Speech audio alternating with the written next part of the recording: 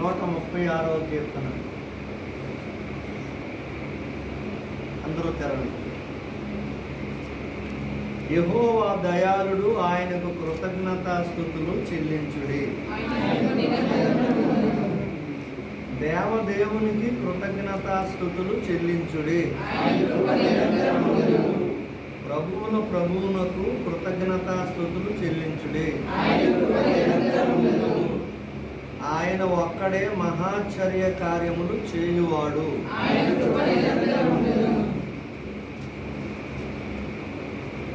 తన జ్ఞానము చేత ఆయన ఆకాశమును కలుగజేసెను. ఆయన భూమిని నేల మీద పరిచినవాడు. ఆయన గొప్ప జ్యోతులను నిర్మించినవాడు. పగటి నేలుటకు ఆయన సూర్యుని చేసెను. రాత్రి నేలుటకు ఆయన చంద్రుని నక్షత్రములను చేసెను. ఐగుప్తు దేశం తొలిచూలులను ఆయన హతము చేసెను. వారి మధ్య నుండి ఇశ్రాయేలీయులను ఆయన రప్పించెను.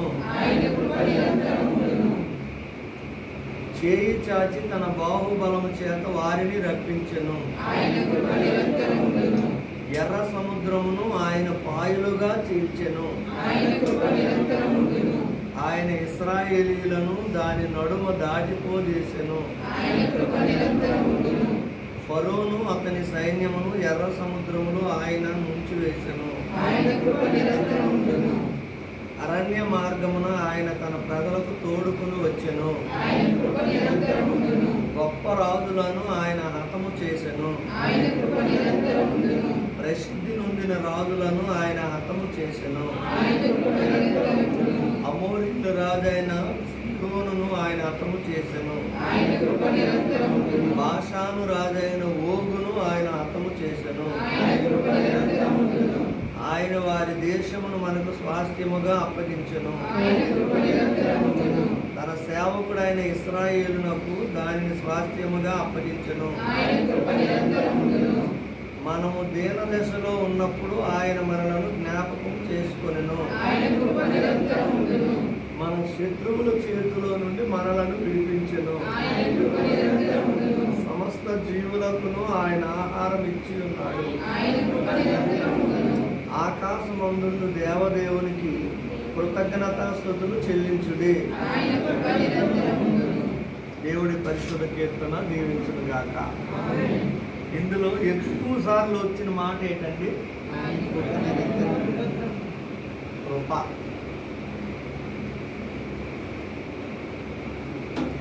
కొద్ది నిమిషాలు ప్రభుని కొన్ని నిమిషాలు ఆరాధన చేద్దాం. ఆత్మతో మనసుతో ఆరాధన చేద్దాం. వాయిద్యాలు ఏవి లేకుండా మనస్ఫూర్తిగా ప్రభుని ఆరాధించాలి. దీన దశలో నేను నాపుడు నన్ను మరువని నీ కృపా. నేనే స్థితిలో ఉన్నానంటే కేవలము అది కృపా. దీన దశలో నేనున్నప్పుడు నన్ను మరువని నీ కృపా. నేనే స్థితిలో ఉన్నానంటే కేవలము అది నీ కృపా. నీ కృపయే నాకు ఆధారం. నా కృపయే నాకు ఆదరణ.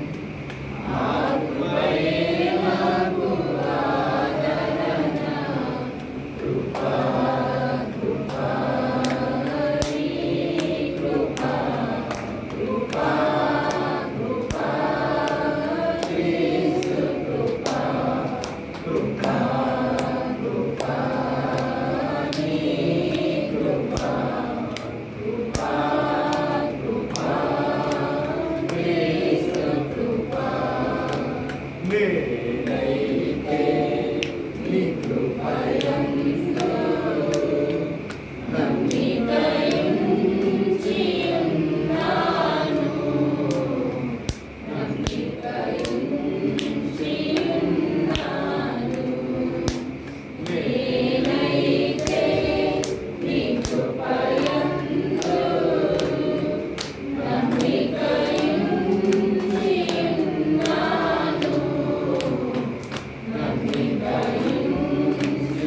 నమ్మికయుంచియున్నాను.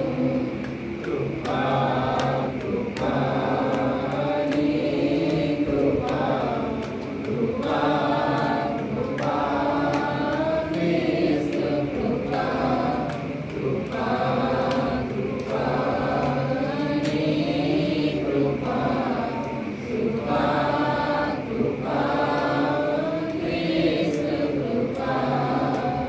హల్లెలూయా, హల్లెలూయా, హల్లెలూయా. పరమ తండ్రిని స్తుతించుదాం, యేసురాజుని స్తుతించుదాం, పరిశుద్ధాత్మను స్తుతించుదాం.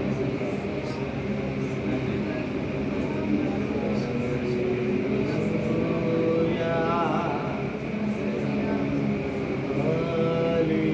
హల్లెలూయా, హల్లెలూయా.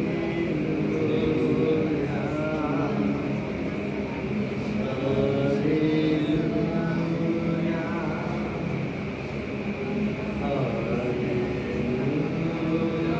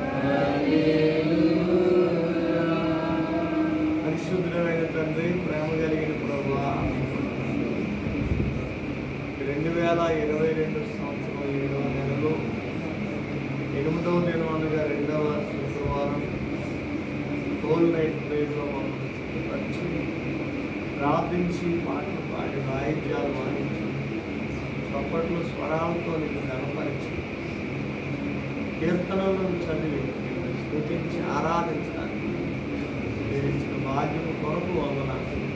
మిగిలిన ప్రార్థనలు వాక్యములు మీరు జరిగించు, మీరే కార్యాలు జరిగించు, అందరినీ మీ స్వాధీనంలో ఉంచు, మీరే మహిమ పొందుకోవాలి. ప్రతి ఒక్కరిని మీరే వశపరచు, మీ నామానికి మీరు మహిమ చేసుకుని వేలు చేయండి. సమస్త మహిమ ఘనత ప్రభావములు మీకే సమర్పణ చేసుకుంది. క్రీస్తు యేసు పరిశుద్ధ నామములో ఈ చిన్న స్తుతి ఆరాధన అతి వినయపూర్వకంగా మీకే సమర్పిస్తున్నాము తండ్రి. ఆమేన్. మనకు తెలిసిన ఒక లేఖనాన్ని జ్ఞాపకం చేస్తాను ఈరోజు.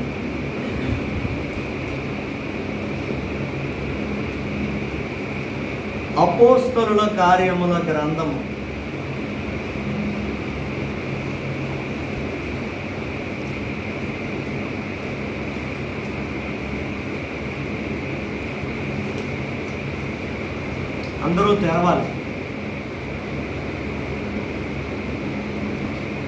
16వ అధ్యాయం.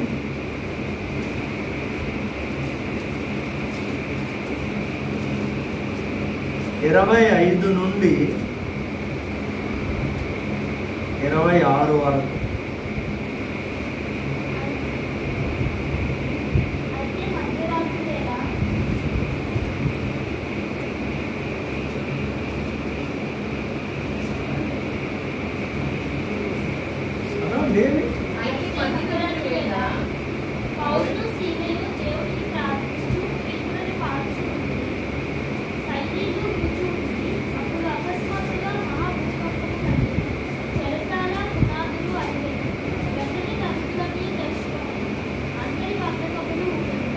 చాలు.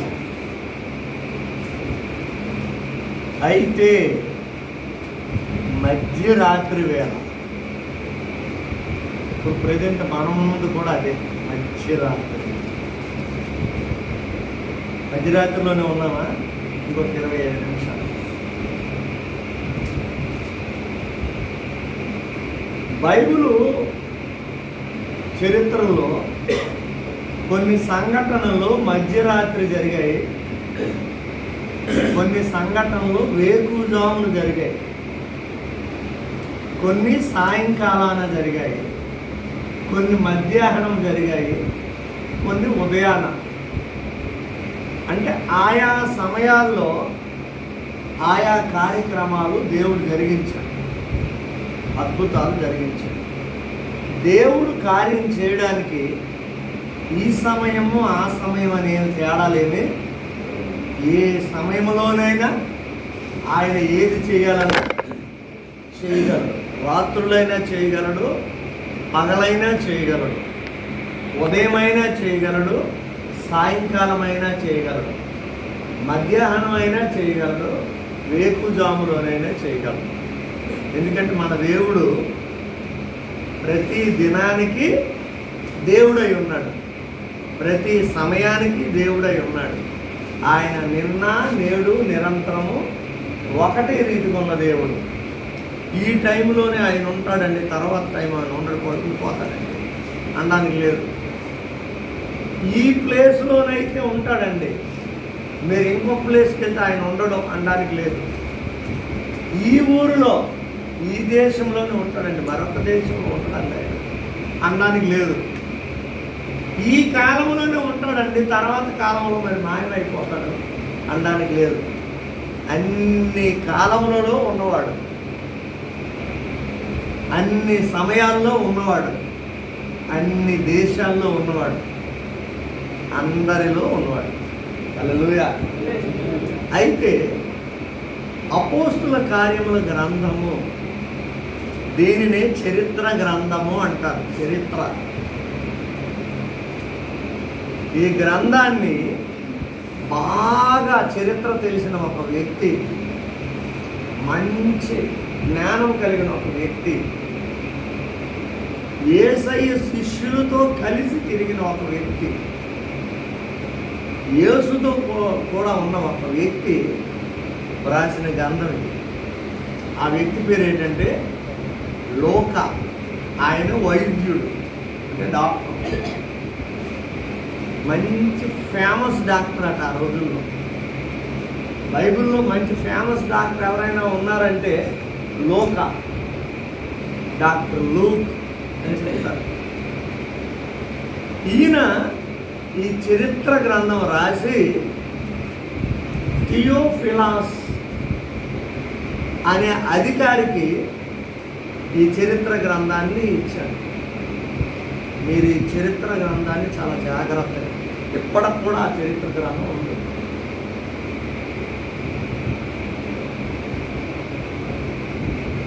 అయితే ఈ చరిత్ర గ్రంథం జాగ్రత్తగా భద్రపరచబడింది. ఈ లూకా గారే ఈ చరిత్ర గ్రంథం కాకుండా సువార్త కూడా ఒకటి రాశారండి. ఏ సువార్త అది? లూకా సువార్త. ఆ సువార్తలో యేసు ప్రభు వారిని ఆయన ఏమని పొగిడాడో తెలుసా? మనుష్య కుమారుడు అన్నాడు. యేసు ప్రభుని మనుష్య కుమారుడు. దాని మూలవాక్యం ఏంటంటే 19:10, నశించిన దానిని వెదకి రక్షించుటకు మనుష్య కుమారుడు లోకంలోనికి వచ్చినని ఆయన రాశాడు. యేసు ప్రభు వారిని మనుష్య కుమారుడు అన్నాడు. అంటే ఒక్కొక్క సువార్తికుడు యేసు ప్రభు వారిని ఒక్కొక్క యాంగిల్లో చూపించాడు. అది యోహాను భక్తుడైతే ఏమని చూపించాడు? లోక పాపమును మోసుకొని పోవు దేవుని గొర్రె పిల్ల అన్నాడు. అదే మత్తయి సువార్తికుడైతే దైవ కుమారుడు అని చూపించాడు. మార్కు సువార్తికుడైతే పరిచర్య చేయువాడు అని చూపించాడు. అంటే యేసుక్రీస్తుని ఒక్కొక్కరు ఒక్కొక్క విధంగా హైలైట్ చేశారు. వీళ్ళందరూ చేసింది ఏంటంటే దేవుణ్ణి పైకెత్తారు, గొప్ప చేశారు, ఘనపరిచారు. మన జీవితంలో కూడా మనం ఏం చేయాలంటే దేవుణ్ణి గొప్ప చేయాలి, దేవుణ్ణి పైకెత్తాలి, దేవుణ్ణి ఘనపరచాలి, దేవుణ్ణి ఉన్నతమైన స్థితిలోనికి తీసుకుని రావాలి. మనం తగ్గించబడాలి, ఆయనేమో హెచ్చించబడాలి. అప్పుడు మనం దేవుని గురించి చెప్పిన మాటలు ఇతరులకు పర్టికులర్గా అర్థమవుతాయి. కానీ ఈ దినాల్లో ప్రాబ్లం ఏంటంటే ఎవరిని వారు హెచ్చించుకుంటూ దేవుణ్ణి తగ్గించేస్తున్నారు. దేవుణ్ణి హెచ్చాలంటూ తగ్గిపోవాలి. బాప్తిస్మం ఇచ్చి యోహాను యేసు ప్రభువు కంటే 6 నెలల ముందుగా వచ్చేసాడు. యేసు ప్రభు ఆయన గురించి ఏం సాక్ష్యం ఇచ్చాడంటే, స్త్రీలు కనిన వారిలో బాప్తిస్మం ఇచ్చినంత గొప్పవాడు ప్రపంచంలో ఎవడూ లేడన్నాడు. యేసు ప్రభు ఆయన అంత హైలైట్ చేసేసాడు, అంత గొప్పవాడని. అలాంటి వాడు ఏమంటాడంటే, నేను ఆయన చెప్పుల వారును ఇప్పటికైనాను అర్హత లేదు. చెప్పుల వారు అంటే వాటి బెల్ట్ నింపడానికి కూడా నాకు, అంటే ఎంత తగ్గించుకున్నాడో యేసుని అంత హైలైట్ చేశాడు. మనం కూడా భార్య తగ్గించుకుందనుకోండి, భర్తని హైలైట్ చేసినట్టు. భర్త మీద తిరగబడింది అనుకోండి, అప్పుడు తన హైలైట్ అయిపోయి భర్తను ఓడించినట్టు. పిల్లలు తగ్గించుకొని తగ్గిపోయారు అనుకోండి, తల్లిదండ్రులను హెచ్చించినట్లు. మరి వాళ్ళే తిరగబడుతున్నారు అనుకోండి, అంటే వాళ్ళు హెచ్చిపోయి రెచ్చిపోయి చివరకు పుచ్చిపోయి చచ్చిపోయి స్టేజ్కి వచ్చారని అర్థం. తల్లిదండ్రులను ఫ్లాప్ చేయడం. చాలామంది ఇలాగే చేస్తున్నారు తెలియక. నిన్ను నువ్వు తగ్గించుకోవాలి, దేవుణ్ణి హెచ్చించాలి. భార్య నువ్వు తగ్గించుకొని భర్తని హెచ్చించాలి. పిల్లలు మిమ్మల్ని మీరు తగ్గించుకొని తల్లిదండ్రులను హెచ్చించాలి. సంఘము మిమ్మల్ని మీరు తగ్గించుకొని సేవకులను హెచ్చించాలి. సేవకులు తనను తాను తగ్గించుకొని దేవుడిని హెచ్చించాలి. ఇది న్యాయమే, ఇది ధర్మమే అన్నాడు పౌలు గారు. ఎఫెసీ 4వ అధ్యాయంలో ఇది ధర్మమే. తల్లిదండ్రులారా, పిల్లలారా మీ తల్లిదండ్రులకు లోబడి ఉండు, ఇది ధర్మమే అన్నాడు. ధర్మమే. కానీ ఈ రోజుల్లో ధర్మం ఎక్కడ కనబడదు, అంతా అధర్మం. న్యాయం ఎక్కడ కనపడడం లేదు. న్యాయమే అన్నాడు. యెహోవా దృష్టికి న్యాయమైనది చెయ్యండి అన్నాడు. న్యాయం ఎక్కడ కనపడలేదు, అంతా అన్యాయం. సత్యమే పలకవలెను అన్నాడు. ఎక్కడ దొరకడం లేదు. అసత్యమే అసత్యం. కాబట్టి ఇక్కడ ఈ లోక సువార్థికుడు మనుష్య కుమారుడు ఈయన నశించిన దాన్ని వెదకి రక్షించడానికి వచ్చాడు అని సువార్తలో చెబుతూ ఈ అపోస్తుల కార్యముల గ్రంథం దగ్గరికి వచ్చేసరికి అపోస్తుల ద్వారా దేవుడు ఏమేమి జరిగించాడో, యేసు నామమున పరిశుద్ధాత్మ శక్తితో వాళ్ళు ఏమేమి అద్భుతాలు కార్యాలు చేశారో ఇక్కడ అపోస్తుల కార్యముల గ్రంథంలో లోకా గారు పర్టిక్యులర్గా రాశారు. రాస్తూ రాత్రులు జరిగిన కొన్ని సంఘటనలు రాశారు. అందులో ఒక సంఘటన ఏంటంటే, అయితే మధ్యరాత్రి వేళ, మరలా మాట చదవండి. మధ్యరాత్రి వేళ పౌలును శీలయు దేవునికి ప్రార్థించు, అదండి కీర్తనలు పాడుతున్నారంట మధ్యరాత్రి వేళ. ఇప్పుడు మధ్యరాత్రి వేళ మనం పాడుతుంటే గొడవలకు వచ్చేస్తున్నారు చూసారు. కానీ వాళ్ళైతే మధ్యరాత్రి వేళ దేవునికి ప్రార్థించు అనలేదు, దేవునికి ప్రార్థించు కీర్తనలు పాడుతున్నారు. మధ్యరాత్రిలో ఏం ప్రార్థన అండి బాబు? తెల్లవారి ప్రార్థన అంటేనే కష్టం అవుతుంది, రాత్రి ప్రార్థన అంటేనే ఇంకా కష్టం అవుతుంది. మరి మధ్యరాత్రి ప్రార్థన ఒకటా? కానీ వాళ్ళు మధ్యరాత్రిలో ప్రార్థన. ఎంతకాలం ఎక్కడ దేవాలయంలో ఉన్నారు కదండి, దేవాలయంలో లేదంటే ఇంట్లోనే, చెరసాలలో ఉన్నారండి, జైల్లో ఉన్నారు. జైల్లో ఉన్నోడికి ఇంకా మాటలు ఒకటి వస్తాయా? అసలు నోటంటే మాటలే రావు.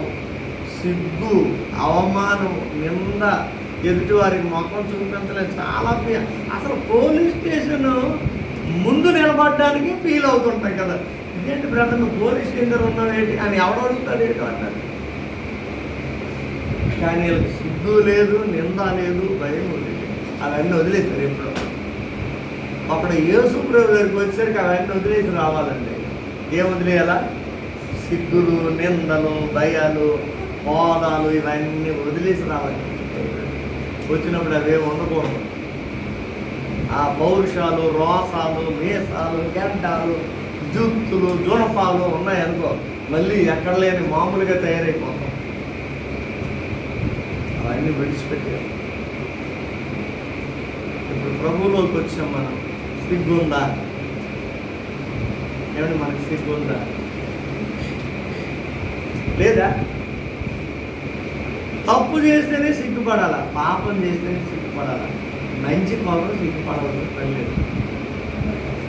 అయితే వీళ్ళు మధ్యరాత్రి వేళ అంటే మన దేవుడు మధ్యరాత్రి వేళ కూడా చేయగలడు అనడానికి వీళ్ళు అప్పుడే ఎందుకు వీళ్ళు దేవుడికి ప్రార్థన చేస్తున్నారంటే, పగటి వేళ చెరసాలలో ఉన్న ఖైదీలకి విశ్రాంతి ఉండదు, పనులు చెప్తారట.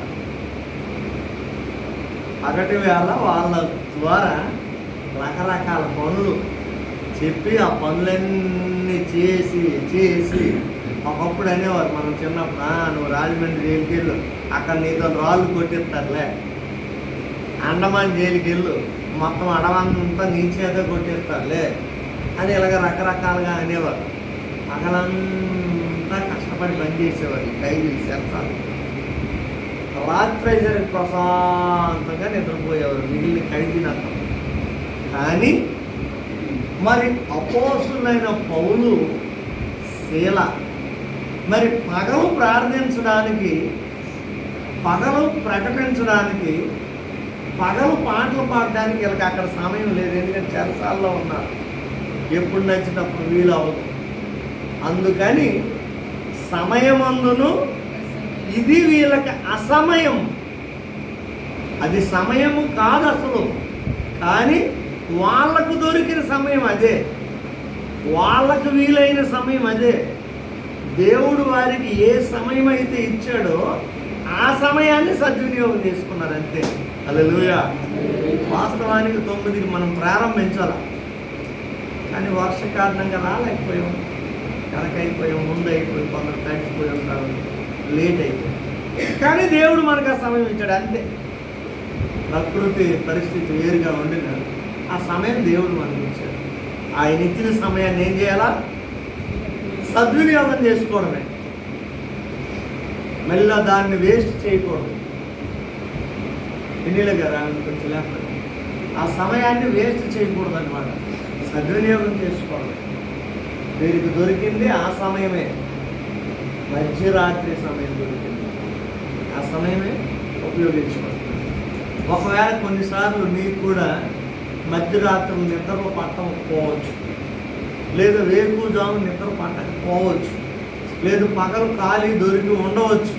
పర్వాలేదు, దేవుడు నీకు ఏ సమయం ఇచ్చాడో ఆ సమయాన్ని సద్వినియోగం చేసుకో చాలు.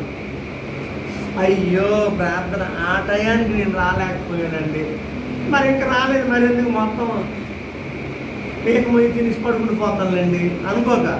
ఒకవేళ ఆ సమయం దేవుడు నీకు ఇవ్వకపోతే నీకు ఇచ్చిన సమయాన్ని నువ్వు సద్వినియోగం చేసుకో. ఏమండి, నువ్వు క్యాంపు తప్పనిసరి ప్రయాణమై వెళ్ళాలి, బస్సులో ఉన్నావు, తెల్లవారు 4 నుండి 6 గంటల ప్రార్థనకి నువ్వు రావాలి, కానీ బస్సులో ఉన్నావు, ఊరు వెళ్తున్నావు, లేదా ఏదో కార్యక్రమానికి వెళ్తున్నావు. మరి ఇక్కడికి రావడానికి నీకు సమయం, అయ్యో ఈ సమయంలో చర్చిలో ఉండి చదువుకుంటున్నావు అనుకోక. ఆ సమయంలో నువ్వు ఎక్కడున్నా ఒకవేళ నీకు అక్కడ అవకాశం దొరికితే అక్కడికి కూర్చొని చదువుకో. నీకే నీ పక్కన అవతల అలో అలో అలో అలో అలో పోలో అయిపోతుంటారు. నువ్వు చక్కగా చదువుకో, ఏ డిస్టర్బెన్స్ ఉండదు, ప్రశాంతంగా చదువుకోవచ్చు. దూర ప్రయాణం చేసిన వాళ్ళకి మంచి ఆఫర్ అండి. బైబిల్ పట్టుకొని వెళ్ళిపోతే బ్రహ్మాండంగా ఇంచుమించు పూర్తి చేసుకోవచ్చు. నేను ప్రయాణంలోనే కొత్త నిబంధన పూర్తి చేశాను, 250 అధ్యాయాలు చదివేశాను. ఢిల్లీ మీటింగ్లకు వెళ్ళినప్పుడే 250 అధ్యాయాలు, కొత్త నిబంధన అంతా కలిపి. పాత నిబంధన 929 అధ్యాయాలు ఉంటాయి. బొబ్బిలిలో స్టార్ట్ అయింది, రాయగడ వరకు ఆ పాస్టర్ గారితో ఈ పాస్టర్ గారితో మాట్లాడుకొని అవి ఇవి లాక్కొని తినుకొని ఇలా చేసాం. ఇంకా అక్కడ నుండి ఈవినింగ్ అవుతుంది, ఏం చేద్దాం అనుకుంటే అందరూ ఎవరి మట్టుకు వాళ్ళ పనులు ఉన్నారు. నేను అక్కనే బైబిల్ తీసుకొని ట్రై చేద్దాం, మత్తయి సువార్త నుండి ప్రయత్నం చేద్దాం అని అలాగే ప్రయత్నం చేసి ఇంచుమించు 36 గంటల్లో ఒక 6 గంటలు చేసి కనీసం 30 గంటలు ఎంత టైం ఉండవుదేమో, అంత కూడా కాదనుకుంటాను, ఇంకా తక్కువే. ఆ టైంలో మొత్తం దిగేశారు కదా, ప్రకటన గ్రంథం వరకు వచ్చి పూర్తి చదివేశారు. మనకి మంచి ఆఫర్ అది. దేవుడు నీకు ఎప్పుడైనా ఖాళీ ఇచ్చినప్పుడు, సమయం ఇచ్చినప్పుడు పడుకుని పోవడానికే ఉపయోగించక సమయం ఇచ్చినప్పుడు ఇదే మంచి అవకాశం, అలాగే డీమార్ట్కి వెళ్ళి వద్దాం అనుకోండి, కొన్ని రేటు ఉండదు, ఊరికి చూడడానికి. సీఎంఆర్కి వెళ్దాం, ఊరికినే ఏమి కొనరు. కుర్రలందరూ మధ్యాహ్నం అయితే సీఎంఆర్కి ఎందుకు వెళ్ళిపోతారు అనుకుంటారు, చల్లగా ఉంటుంది, ఏసీ అనుకోండి, ఆడుకొని రేటు ఉండదు, మళ్ళీ వచ్చారు. అలాగా వేస్ట్ చేయకుండా దేవుడు నీకు ఏ టైంలో ఎప్పుడు ఎక్కడ ఎలాగ అవకాశం ఇస్తే ఆ అవకాశాన్ని వాడుకోండి. ఎందుకంటే పౌలు గారే చెప్పారు కదా, ఎఫెసీ 5:15 నుండి, దినములు చెడ్డవి. ఒకసారి చదవండి ఏమన్నా అక్కడ. దినములు చెడ్డవి అన్నాడు. ఒక కదండి, దినములు చెడ్డవి కనుక దినములు చెడ్డవి కనుక సమయమును పోనీయక మీరు దేని పోనివద్దు. సమయమును ఎందుకు పోనివద్దో తెలుసండి, పోయిన సమయాన్ని మరలా మనము తీసుకొని రాలేము. మరి రాదు సమయం, మరలా అదే డేటు అదే టైం రావాలంటే సంవత్సరం మారి మరొక సంవత్సరం వస్తుంది తప్ప వెనక్కి మరలా రాదు. కనుక సమయాన్ని పోనివ్వకుండా సమయాన్ని మంచి కోసం వినియోగం చేయండి. అంటే ప్రతి నిమిషాన్ని కూడా మంచి కోసం ఉపయోగించండి, వేస్ట్ చేయకండి అని. ఒకవేళ డబ్బు వేస్ట్ చేస్తే మరలా సంపాదించవచ్చు, బట్టలు వేస్ట్ చేస్తే మరలా కొనివచ్చు, చదువు వేస్ట్ చేస్తే మరలా చదవచ్చు, ఇవన్నీ మరలా చేయొచ్చు. కానీ సమయం అనేది మరలా తీసుకొని రాలేమండి. అందుకే దేవుడు మనకి రాత్రి సమయం ఇచ్చాడు, దీన్ని మనం సద్వినియోగం చేసుకుందాం. మెలకువగా ఉండి దేవుడి సన్నిధిలో ప్రార్థించాం. హల్లెలూయా. మా సద్వినియోగం చేసుకోండి. నా వైపు చూడండి, బైబిల్లో ఉంది, భూదిగంతముల నివాసులారా నా వైపు చూసి రక్షణ పొందండి అంటే ఆయన ఇటువంటి పొందకూడదు. ఎప్పుడైనా దైవజనుడు వాక్యం చెప్పినప్పుడు మీ దృష్టి అంతా దైవజనుడి మీద ఉండాలి.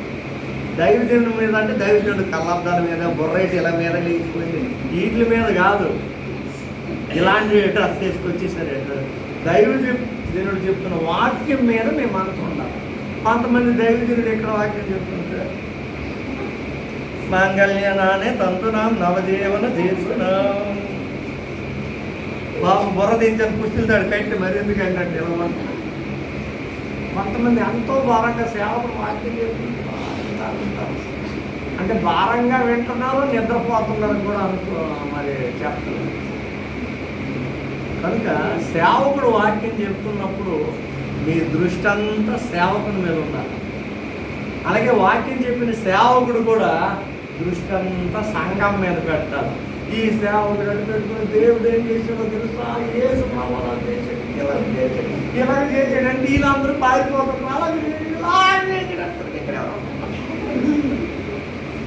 ఏమండి అంటే మరి మీరు ఆయన చేశారు కాబట్టి అందరూ వెళ్ళిపోయారని అప్పుడు పాత్రలో ఆ పిల్లలు ఉండి పదండి ఏది రాలంటే వెళ్ళిపోయారు. అదేంటో కొంతమంది కళ్ళు మూసి ప్రతంగా చేయండి, అది ఎంత ఇష్టమో తెలియదు. ఎదురుగా మనుషులు కనబడుతుంది, కళ్ళు ఎందుకు మూసేస్తావు? జాగ్రత్త. కనుక సమయం అనేది చాలా ముఖ్యం. ఇప్పటికీ నేను పిల్లలకి అదే తిడతాను, మిమ్మల్ని కూడా తిడతాను. ఈ టైం దగ్గర మీరు ఎవరు నాకు నచ్చడం లేదు, మీరు ఏమంటే అనుకుంటుంది, ఎవరు నచ్చడం లేదు నాకు, ఎవరు సమయాన్ని పాటించడం లేదు. 7 లోగా ప్రిపేర్ అయిపోయి ఉన్నానండి నేను. ఎన్నిసార్లు కడుక్కోవడం, పౌడర్ రాయడం, మళ్ళీ అది పోవడం, మళ్ళీ కడుక్కోవడం, పోవడం, మళ్ళీ అది పోవడం, మళ్ళీ తిన్నారంటుంది. ఇప్పుడు రాదుకోండి, ఎందుకమ్మా వర్షంలో అంతా పోతుంది అంటే ఎవరు ఫోన్ చేసేసి వచ్చేసామండి అంటారో త్వరగా పారిపోతామని. అదేంటో విచిత్రం, ఒక్క గొడుగు కూడా లేకుండా అయిపోయింది ఇంట్లో. అక్కడ నుండి ఎక్కడికొస్తే నడుచుకొని వెళ్ళిపోతాం అంటాడు అభిషేకు, నడిచిపోతాం. ఏదైనా బుక్ చేయను ఆయన అంటే ఎంతనన్నా కారు ఆటో 100 రూపాయలు అంటాడు.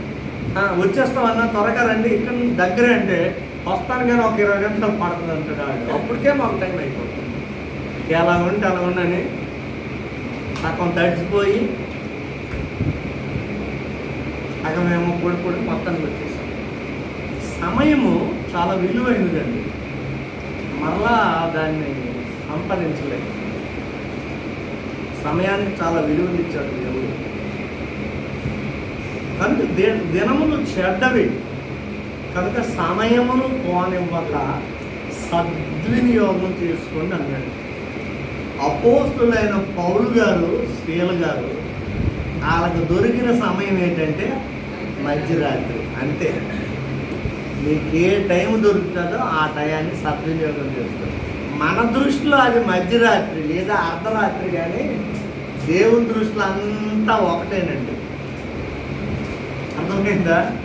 ఆయనకు ఒకే రీతిగా ఉంటుంది. మన ఇండియాలోనేమో రాత్రి అయిందని పడుకుంటాం, అమెరికా వాళ్ళేమో తెల్లవారైందని డ్యూటీకి వెళ్తారు. మనం ఎక్కడైనా ఫోన్ చేసి ఏం చేస్తాం, డ్యూటీకి వెళ్తున్నానంటే బుర్రా బుద్ధి ఉంది లేదా రాత్రి డ్యూటీ ఏంటి అంటాం మనం. మీకు బుర్రా బుద్ధి ఉంది లేదా పగల పడుకున్నారు ఏంటి అంతా కాదు. సమయాన్ని సద్వినియోగం చేయాలి. అయితే మధ్యరాత్రి వేళ ఏ వేళలోనైనా మన దేవుడు మన ప్రార్థనలో ఆలకించేవాడు. ఏ వేళలోనైనా నువ్వు ప్రార్థన చేయొచ్చు. దానికి ఫలానా సమయం అంటూ ఏమీ లేదు. ఏ వేళలోనైనా ఏ పరిస్థితిలోనైనా ఖచ్చితంగా నువ్వు ప్రార్థన చేయొచ్చు అనడానికి ఒక ప్రూఫ్ అది. ఎలాంటి సిచ్యువేషన్లోనే ఉండినా ప్రార్థన చేయవచ్చు. లెగలేని పరిస్థితిలో మంచం మీద పడి ఉన్నా ప్రార్థన చేయవచ్చు. కూర్చోలేని పరిస్థితిలో నిలవబడి ఉండగలిగినా ప్రార్థన చేయొచ్చు. నిలవలేని పరిస్థితిలో కూర్చొని ఉండినా ప్రార్థన చేయొచ్చు. నడవలేని స్థితిలో ఉండినా ప్రార్థన చేయొచ్చు. ఏ టైంలోనైనా. ఇంకొకటి, ఏ స్థలంలో నుండైనా ప్రార్థన చేయొచ్చు. ఇప్పుడు వీళ్ళు ఉన్నది ఎక్కడ? చెరసాలలో ఉన్నోళ్ళకి అంత టైం లేకుండా ప్రార్థన చేస్తున్నారు. మనం ఉండేది ఎక్కడ అంటే మరి మనం ఇంకా ఎలా చేయాలంటే దేవాలయంలో ఉన్నాను.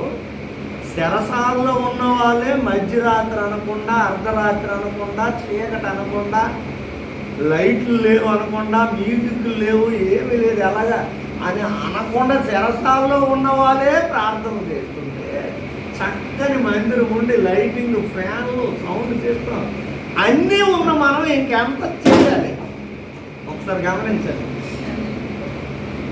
మరి ఇన్ని ఏర్పాట్లు ఉన్నావు నువ్వు ఇంకెంత. పుస్తకాలు కొనుక్కోవడానికి డబ్బులు లేనివాడే అంత ఫస్ట్ క్లాస్ చదివితే నీకు కావలసినవన్నీ నీ పేరెంట్స్ కొనిస్తున్నప్పుడు నువ్వు ఇంకెంత బాగా చదవాలి. చాలామందికి అది అర్థం కావడం. కారిపోతున్న చిన్న చిన్న రోడ్డు పక్కన ఏదో బస్ స్టాపుల్లో ఉన్నోళ్ళే కొంతమంది దేవుళ్ళు అంత స్థితిలో ఉండుంటే మంచి ఇల్లు ఉండడానికి అన్ని విషయాలు సదుపాయాలు దేవుడిని ఇచ్చేసాడు. మరి నువ్వు ఎంత దీనిగా దేవుడిని స్తుతించాలి. ఇక్కడికి వచ్చే ముందే ఒక విషయం చదువుకొని వచ్చాను. ఒక వ్యక్తి 200 మందిని మార్చేశాడు ఈయన జైల్లో నుండి. నేను అనుకున్న ఇదేంటి అపోజిట్ పౌలు గారు అనుకున్నాను. పౌలు మించిన వాళ్ళు ఉన్నారు ఇక్కడ. 200 మంది జైల్లో నుండి. మరి మనం ఎంతమందిని మారుస్తున్నాం? జైల్లో ఉన్నారు కాబట్టి జైల్లో ఉన్నోళ్ళు మారుస్తున్నారు. మరి నువ్వు ఇంట్లో ఉన్నావు, ఇళ్లలో ఉన్నోళ్ళు మార్చు. కాలేజీలో ఉన్నావు, కాలేజీలో ఉన్న వాళ్ళు మార్చు. పనిలో ఉన్నావు, నీ పనిలో ఉన్న వాళ్ళు మార్చు. ప్రయాణంలో ఉన్నావు, నీతో ప్రయాణం చేస్తున్న వారిని మార్చు. నీ స్నేహంలో ఉన్నావు, స్నేహితులను మార్చు. ఏ స్థితిలోనైనా ఆత్మల పట్ల భారమే కానీ ఉంటే ఎలాగైనా కొంతమంది వ్యక్తులను నువ్వు తీసుకొచ్చి కూర్చోబెడతాడు దేవుడు. అందుకే రాకడ సమయంలో కడబోర శబ్దం అనే పాట, ఆత్మల కొరకైనా భారం నీకుందా అని దేవుడు వేస్తున్న ప్రశ్న. ఆ భక్తుడు రాశాడు చక్కగా. దేవుడు వేస్తున్న ప్రశ్న, ఆత్మల కొరకు భారం నీకుందా? కన్నీటి ప్రార్థన నీకుందా? వాక్యం కొరకు ఆకలి నీకుందా? నీ పాత రోత జీవితం మారిందా? ఇవన్నీ దేవుడు ఎత్తున్న ప్రశ్నలు ఆ పాటలో. మంచి రాత్రి వేళ, ఆ వేళే వాళ్ళకి కుదిరింది. ఆ రాత్రి వాళ్ళకి దేవుడు అవకాశం ఇచ్చిన టైం ఆ రాత్రే. నెక్స్ట్ మరుసటి రోజు రాత్రి పని చేద్దాం లేని అనుకున్నారు అనుకోండి. ఒకవేళ ఆ నెక్స్ట్ డే కల్లా కొంతమంది ఖైదీలు ఉరి తీయబడి చంపబడతారు. కొంతమంది ఖైదీలు ఆ జైల్లో నుండి మరొక జైలుకి తీసుకెళ్తారు. కొంతమంది ఖైదీలకి విడుదల చేసేస్తారు. మరి ఇప్పుడు వీళ్ళు ఎవరికి చేస్తారు సువార్త? ఇందాక నాకు కొంతమంది మనోళ్ళు ఫోన్ చేసి, పాస్టర్ గారండి హోల్ నైట్ ప్రార్థన మార్చడానికి ఏమైనా అవకాశం ఉంటుంది కానీ బా ఎంత మంచో మన సంగతి. ఒక్కసారి డిసైడ్ అయిన దాన్ని మరి మార్చకూడదు అని చెప్పేసాను. సరే ఇక వర్షం తగ్గితే వస్తావులండి. ఒక వస్తువే నువ్వు కొనేసి బయటకు వస్తే దీనిని మార్చకూడదు అని అడిపిండి చేసి ఇచ్చేస్తున్నాడు. పోల్చుకోండి. దేవుడు ఇచ్చిన అవకాశాన్ని ఎందుకు మార్చడం? మార్చే సందర్భాలు మేము కూడా అనుకున్నాం, మార్చేద్దామా, ఆన్లైన్లో పెట్టాడు, ఎవరింట్లో వాళ్ళు పడుకొని వింటారు, కొంతసేపు అలా ఆవిడ వింటారు, ఇది తర్వాత అలా ఆయన వింటాడు. వాళ్ళిద్దరు పడుకున్నప్పుడు పిల్లలు భాస్కర్ గారండి చెప్పండి అంటారు. నచ్చినట్టు పడుకొని ఎంతొచ్చి కూర్చొని వినొచ్చు, దుఃఖంలో కప్పుకొని కూడా వినొచ్చు. కొంతమంది పూర్తిగా పడిపోయి సెల్ ఆన్ చేసి అక్కడ వదిలేస్తాడు. భాస్కర్ మొత్తం నేను చెప్పి మొత్తం విన్నాను, కావాలంటే ఏనండి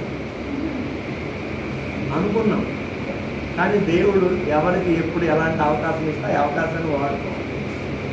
మధ్యరాత్రి వేళ బైబిల్లో మధ్యరాత్రి వేళ సందర్భాలు ఏమైనా మీకు గుర్తున్నాయా? మధ్యరాత్రి వేళ జరిగిన కార్యాలు. ఒకసారి అపోస్తులైన పౌలు గారు ఒక ప్రాంతానికి వెళ్ళి మంచి సంఘం కట్టాడు. ఆ సంఘం మరొక సేవకుడికి అప్పచెప్పి వేరొక ప్రాంతానికి వెళ్ళిపోవాలి.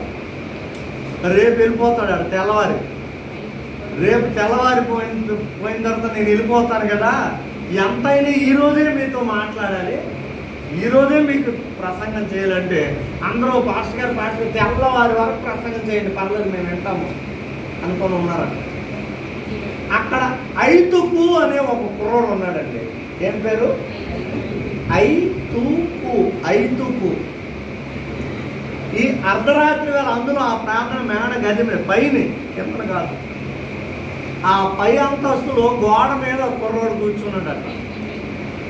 ఆ గోడ మీద ఎలా కూర్చున్నాడంటే అటొక్కాలు ఇటొక్కాలు వేసుకొని వీళ్ళందరూ అల్లేంటి ఇటు సైడ్ అల్లేదు అంటున్నాడట. మళ్ళా లోకం చూసి ఎవరు వెళ్తారు ఏం చేస్తాడు అటు వస్తున్నాడు. అటు ఉన్నాడు ఇటు ఉన్నాడు. ఈ రోజుల్లో చాలామంది అటు ఉన్నారు ఇటు ఉన్నారు. ఆదివారం అయ్యేసరికి ఇటు ఉన్నారు, బైబిల్ వస్తున్నారు. సోమవారం అయ్యేసరికి అటు ఉన్నారు, మంగళవారం అయ్యేసరికి ఎక్కడో ఉన్నారు, అటు ఉన్నారు, రకరకాలుగా ఉన్నారు. ఈ ఐదుగురు లాంటి వాళ్ళు బోల్డ్ మంది ఈనాడు నోటికి 99 మంది ఎలాంటి ఉన్నారు, అటు ఇటు. పౌలు గారు ఇంకా చెప్తుండగా అర్ధరాత్రి అయిపోయిందట. ఈ అర్ధరాత్రి ఆడు విని విని విని విని జోగి పెట్టి ఎక్కడ పడ్డాడట? 3 అంతస్తులు కిందన పడ్డాడట. మంచి బలవంతుడు అవుతాడు కదండి. 3 అంతస్తుల నుండి కిందన పడినోడికి మంచి బలవంతుడు కదా, ఉదయం ఏమవుతాడు? చచ్చిపోయాడు. టాప్మని ఎప్పుడు పడ్డాడో చచ్చిపోయాడు.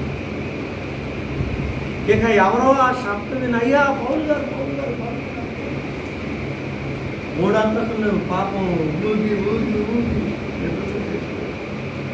సరే మీరు ఎవరో డిస్టర్బెన్స్ చేయడం. అప్పుడు పౌలు గారు దిగి మీరు ఎవరో భయపడవద్దు, మన ప్రయాణమిత్రంలో ఉంది అని ప్రార్థన చేసి దేవుణ్ణి వేడుకుంటే ఆ పోయిన ప్రాణాన్ని దేవుడు తిరిగి ఇచ్చేసి ఆ యవనత్తుని తీసుకొని ఇప్పుడు ఎలా కూర్చుంటాడు?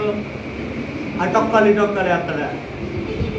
నిద్ర వస్తుండే కాకపోతే కళ్ళు ఇలా కనుక్కొని ఇలాగే చూసుకుంటాడు పౌలు గారు. అంటే దరువులు తింటే కానీ మనుషుడు రూట్లోనికి రాడు. అయితే ఇక్కడ నుండి రూట్లోని రాని వాళ్ళందరికీ ఇలాంటి దరువులు ఇమ్మని చెప్పి ప్రార్థన చేద్దామేంటి? సరైన దరువు తింటే కానీ మనిషి రూట్లోకి రాడు. ఒకవేళ ఎంతవరకు తినలేదేమో తగులుతాయి, జాగ్రత్త. నేను కాదు, దేవుడు. ఇక అక్కడ నుండి పడుకోయి అమ్మని పడుకో అలా చూసుకొనే ఉంటాం. ఆ దెబ్బ తగలనంత వరకే, ఆ దెబ్బ తగలనంత వరకు నాయన ప్రార్థనకి రా అని బయటలో ఆడటం. ఆ దెబ్బ తగలనంత వరకే బాప్తిని తీసుకో అని మనం బయటలో ఆడటం. ఎప్పుడైతే తగులుతుందో నాకు బాప్తిసం ఇస్తారా లేదా? పాస్టర్ గారు ఎప్పుడు ప్రార్థన, ముందు లైన్లో నేనే కూర్చుంటాను, మనల్ని సువార్త ఎప్పుడు దరువులు తినాలి. అందుకు అప్పుడప్పుడు దేవుడు కొడతాడు. మరి ఎందుకు కొడతాడు అనుకున్నారు? ఆయన్ని జ్ఞాపకం చేసుకోవడానికి. కాబట్టి అది కూడా అర్ధరాత్రి వేళే జరిగింది. అద్భుతం. పడిపోయి చచ్చిపోయిన వాడిని ప్రార్థన ద్వారా తిరిగి బ్రతికించాడు ఈ పౌలు గారే. అయితే ఇక్కడైతే ఈ మధ్యరాత్రి వేళ ఈసారి చెరసాలలో ఉన్నాడు. ఇక్కడైతే శారీరకంగా చచ్చిపోయిన వాడిని బ్రతికించాడు. ఇక్కడ ఈ చెరసాలలో ఉన్న వ్యక్తులందరూ ఆత్మీయంగా చచ్చిపోయారు. ఎఫెసీ 2వ అధ్యాయంలో పౌలు గారే అంటాడు, మీ పాపముల చేతనో అపరాధముల చేతనో మీరు చచ్చిపోయారు, పాపాల్లో చచ్చిపోయారు. ఆ ఖైదీలందరూ ఎవరు అనుకున్నారు? కూలీలు చేసిన వాళ్ళు కొందరు, హత్యలు చేసిన వాళ్ళు కొందరు, దొంగతనాలు చేసిన వాళ్ళు కొందరు, మానభంగాలు చేసిన వాళ్ళు కొందరు, మటలు చేసిన వాళ్ళు కొందరు. ఈ విధంగా పాపముల చేత అపరాధముల చేత చచ్చి ఉన్నారు వీళ్ళు. అలాంటి పాపముల అపరాధం చేత చచ్చిన ఈ మనుషుల్ని పోలీసులేమో అరెస్ట్ చేసి జైల్లో పెట్టారు. వాళ్ళు అప్పటికే చచ్చారు, మానసికంగా చచ్చిపోయి ఉన్నారు, ఆత్మీయంగా చచ్చిపోయి ఉన్నారు, ఏదో శారీరకంగా అలా బతుకుతున్నారు అంతే. అప్పుడు పౌలు గారిలో ఉన్న పరిశుద్ధాత్మ దేవుడు వేదన చెంది, పౌలా ఖైదీలందరూ ఉన్నారు, ఏం చేస్తావు? ప్రభువా నువ్వు అవకాశం ఇచ్చి అర్ధరాత్రిలోనే నేను చెప్తానయ్యా వార్త. దేవుని సెలవు లేకుండా, దేవుడు చెప్పు అనకుండా పౌలు గారు ఎప్పుడు ఏ పని చేయలేదు. ఒకసారి అలాగే టైము దొరికింది కదని దేవుడు చెప్పకుండా సువార్తకు బయలుదేరి వెళ్ళిపోయాడు. సగంకి వెళ్ళేసరికి పరిశుద్ధాత్మ దేవుడు అన్నాడు, పౌలా నిన్ను వెళ్ళమన్నానా అన్నాడు. లేదు ప్రభా, కానీ సువార్తకే వెళ్తున్నాను, నీ పని కంటే వద్దు, వెనక్కి వెళ్ళిపోన్నాడు. నువ్వు వెళ్ళాలి, నేను చెప్పినప్పుడే వెళ్ళాలి. నువ్వు మాట్లాడాలి, నేను మాట్లాడమన్నప్పుడే మాట్లాడాలి. ఒక రాజుగారి దగ్గరికి తీసుకొని వెళ్ళినప్పుడు పౌలా నువ్వు మౌనంగా ఉండన్నాడు దేవుడు, మౌనం అయిపోయాడు. ఇంకొక సందర్భం వచ్చినప్పుడు పౌలా ధైర్యంగా మాట్లాడి, నేను నీకు తోడై ఉన్నాను అన్నాడు. అప్పుడు ధైర్యంగా మాట్లాడితే పౌలు గారు చెప్పిన కొన్ని మాటలకే ఆ రాజుకు మారుమనసు వచ్చేస్తుందండి. బాబు ఆపరా ఆపరా ఆపరా, ఏమండి ఇదేంటి ఎంత సులువుగా నన్ను క్రైస్తుడిగా మార్చేస్తున్నావు ఏంటన్నాడు. చూడండి, దేవుడే మాట్లాడమన్నప్పుడు మనం మాట్లాడితే సులువుగా క్రైస్తులు అయిపోతారు. దేవుడు చెప్పకుండా మన టాలెంట్స్ ఉపయోగించి ఏదో చేసేద్దామంటే ఒక్కడు మారడం. కొన్నిసార్లు చూడండి, మన వాళ్ళు లక్షల మంది, వేల మంది, జనాలే జనాలు. ఒక్కడు మారడు ఆ మీటింగ్లో, ఒక్కడు బాప్తిస్మం తీసుకోడు, ఒక్కడు రక్షింపబడ్డు. ఆ మీటింగ్ ద్వారా ఒక్కడు చర్చికి రాడు. కాబట్టి మీటింగ్కి ఒక 50 లక్షలు ఖర్చు అయిపోతుంది. చూసిన జనాలు అబ్బాయి ఎంత బాగా మీటింగ్ అంటే ఎవరు రక్షింపడ్డారంటే ఒకడు. కొన్ని చిన్న మీటింగ్లే, ఒక 20 మంది 30 మంది 50 మందితోనే మీటింగ్లు, 4 బాప్తిస్మాలు పొందుతారు, లేదా 10 మంది బాప్తిస్మాలు పొందుతారు. ఆ మీటింగ్లు బట్టి మరికొంతమంది దేవుడి సన్నిధికి వస్తారు. అది గొప్పది. కాబట్టి మధ్యరాత్రి వేళ దేవుడు చెప్పాడు, పరిశుద్ధాత్మను ప్రేరేపించాడు, అవునా వీళ్ళందరూ పాపముల చేత అపరాధం చేత చచ్చారయ్యా ఈ ఖైదీలందరూ. ఫర్ ఎగ్జాంపుల్ ఇక్కడ మీరందరూ ఖైదీలు అనుకున్నాం. మీరందరూ ఎవరండి? మీరందరూ ఏం చేశారు? మంటలు చేశారు. కొంతమంది ఏమో నరికేశారు, కొంతమంది ఏమో దొంగతనాలు చేశారు. చెప్పండి, మీ అందరూ ఏం చేశారు? నరికేశారు, హత్యలు చేశారు, అబద్ధాలు ఆడారు, దొంగతనాలు చేశారు, ఇలాంటివి చేశారు. మరి వీళ్ళు చచ్చిపోతారు. సువార్త ప్రకటించవా? వీళ్ళ కొరకు ప్రార్థించవా? వీళ్ళకి వాక్యం అందించమని పరిశుద్ధ ఆత్మను ప్రేరేపించాడు. వెంటనే అర్ధరాత్రి వేళ పౌలు శీలతో మాట్లాడాడు. శీలా, దేవుడు నాతో మాట్లాడుతున్నాడు, వీరికి ఇప్పుడు సువార్త ప్రకటించాలట. ఒకవేళ ఆ శీల అన్నోడు బలైనది అనుకో, అయ్యా గురువు గారు ఇప్పుడా మీకు టైం లేదా? ఇప్పుడు అలా ఇంకా మనం గొడవ చేసే ఒకరికి ఏంటంటాడు, మీకు టైం ఏంటి ఇప్పుడు లేదేంటి పాస్ గారు ఇప్పుడు పగలంటే మేము వండుకున్నాం ఇప్పుడు గొడవలేనా అలాగన్నాడా స్తోత్రం చూసారా. అప్పుడు ఒకవేళ సీల బలహీనుడు అయ్యి ఉంటే అలాగుంటాడు. అయ్యో ఇప్పుడు కొంత తెల్లవాళ్ళు ఎదురుతారు కదా, టిఫిన్లకి లైన్లో వెళ్తా, అప్పుడు చెప్తా లేదు పరిశుద్ధాత్మ నాకు ఇప్పుడే చెప్పండి లే అని తన తోటి వాడిని ప్రోత్సహించాడు. హల్లెలూయా. నువ్వు ఒక్కడవే కాదు, నీ తోటి వారిని నువ్వు ప్రోత్సహించాలి. ఈ సినుగులతో ఏమి వెళ్తాంలే ఇప్పుడు అన్నప్పుడు లేదు మనం వెళ్ళకపోతే ఎలా కుదరదా అని ప్రోత్సాహపరచాలి. అర్థమైందా? గమనించండి. అయితే ఇప్పుడు శీల కూడా ఏకీవించు. చూడండి, పౌలుయు శీలయు. అక్కడ ఒక్క పౌలే అక్కడ పని చేస్తే కుదరదు, ఇద్దరూ చేయాలి. ఒక పాస్టర్ గారే బోధించితే కుదరదు, విశ్వాసులు కూడా ఏం చేయాలా? ఏకీభవించాలి. ప్రార్థనకు టైం ఇచ్చినప్పుడు ఒక మోషే గారు ప్రార్థన చేస్తే కుదరదు. ఆయన ప్రార్థన చేసుకుంటే మన అందరం కుదరదు, ఏకీభవించాలి. ఒక పౌలు పాటలు పాడితే అక్కడ సెట్ అవ్వదు, పౌలే ప్రార్థన చేస్తే వీలవ్వదు. అందుకని ఎక్కడ ఇద్దరు ముగ్గురు నా నామం కూడి ఏది అడుగుతారో అది అందుకేనండి ఎప్పుడైనా వంటలు చేసుకోకండి, ఇంటి దగ్గరైనా భార్య భర్త కలిపి ప్రార్థన చేయండి. ఆయన అలాగే పడుకుంటూ నేను ఒక్కరితోనే చేసుకుంటానంటే ఏదో ఈవిడు బయటికి రాలన్నట్టు అతను బయటికి లేదు అన్నట్టు. కొంతమంది పురుషులు దెయ్యం లేదా అది వచ్చిన సెలవులు ఏం లేదా నేను చేసుకుంటాను అంటే కుదరదు. అక్కడ దేవుడు ఎందుకు ఆ టెస్ట్ పెట్టాడో తెలుసా? ఎదురుగా ఉన్న మనిషిని ప్రేమించని నీవు, ఎదురుగా ఉన్న మనిషిని నీతో సమానముగా చూడలేని నువ్వు ఇంకా నన్నేం చూడగలవు, కనుక నీ ప్రార్థన నిర్ణయం చేస్తాడు. అందుకని ఏకీభవించాలండి. భార్య ప్రార్థన పర్వాలైతే భర్తను కూర్చోబెట్టాలి, ఎలాగైనా ఏకీభవించినట్టు చేయాలి. అలాగే భర్త భక్తుడు అనుకోండి, భార్యను కూర్చోబెట్టాలి. లేదు భార్యాభర్తలు భక్తిగా ఉన్నారంటే పిల్లలను కూడా ఏదో ఒక విధంగా కూర్చోబెట్టాలి. ఒక పౌలు గారు చేస్తే అక్కడ కుదరదు, కుదిరితే కుదరవచ్చేమో కానీ అక్కడ ఉన్నాడు శీల. అప్పుడు శీలను కూడా ప్రేరేపించాడు. ఇప్పుడు వీళ్ళిద్దరు కలిసి ఏం చేస్తున్నారటండి? అయితే మధ్యరాత్రి వేళ పౌలు శీలయు అదండి. ఇప్పుడు వీళ్ళిద్దరు కలిపి ఏం చేస్తున్నారండి? పౌలు ప్రార్థించుచుండగా శీల నిద్రపోయాను, శీల పాటలు పాడుతుండగా పౌలు టోకర్లు తీసినా నాకు లేదు. ఇద్దరు కలిపే చేస్తున్నారు, ఇద్దరు కలిపే. 14 వరకు చేసే ప్రార్థన మీరు అందరూ కలిపే చేయాలి. ఒకరు చేస్తే ఒకరు వెళ్ళిపోవడం, ఒకరు కూడా అలా చేయకూడదు. నేను ప్రతి ఒక్కరు దగ్గర వస్తాను, కనపట్టుకోండి.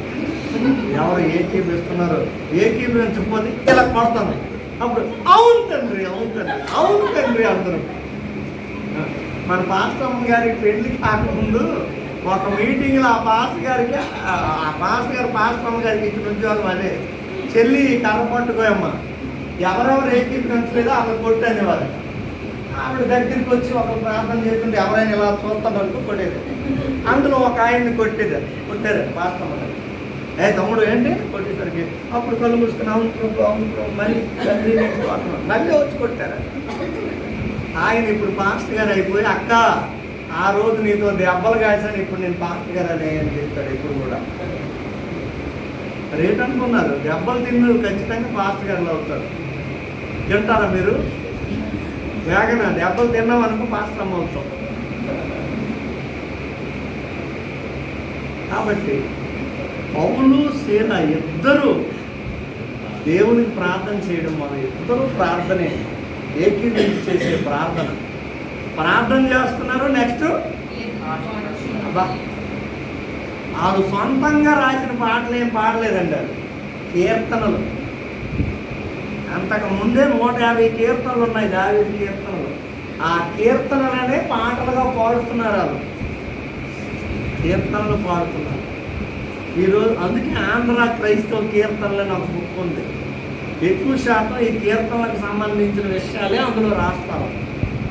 లూథరన్ చర్చిల్లోనూ, బాప్టిస్ట్ చర్చిల్లోనూ, ఆర్సిఎం చర్చిల్లోనూ, సిఎస్ఐ చర్చిల్లోనూ ఆ బుక్ను వాడుతారు. అక్కడ ఒక క్రమం ఉంటుంది, అంటే అందుకు సంబంధించిన క్రమం.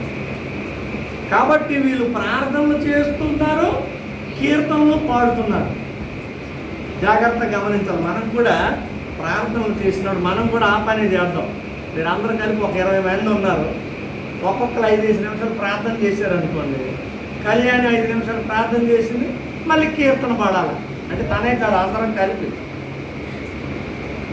అక్కడ ఇద్దరే ఉన్నారు, ఇద్దరు కాబట్టి బేగ అయిపోయి ఉంటుంది భాస్కర్ పేదరు బాగా.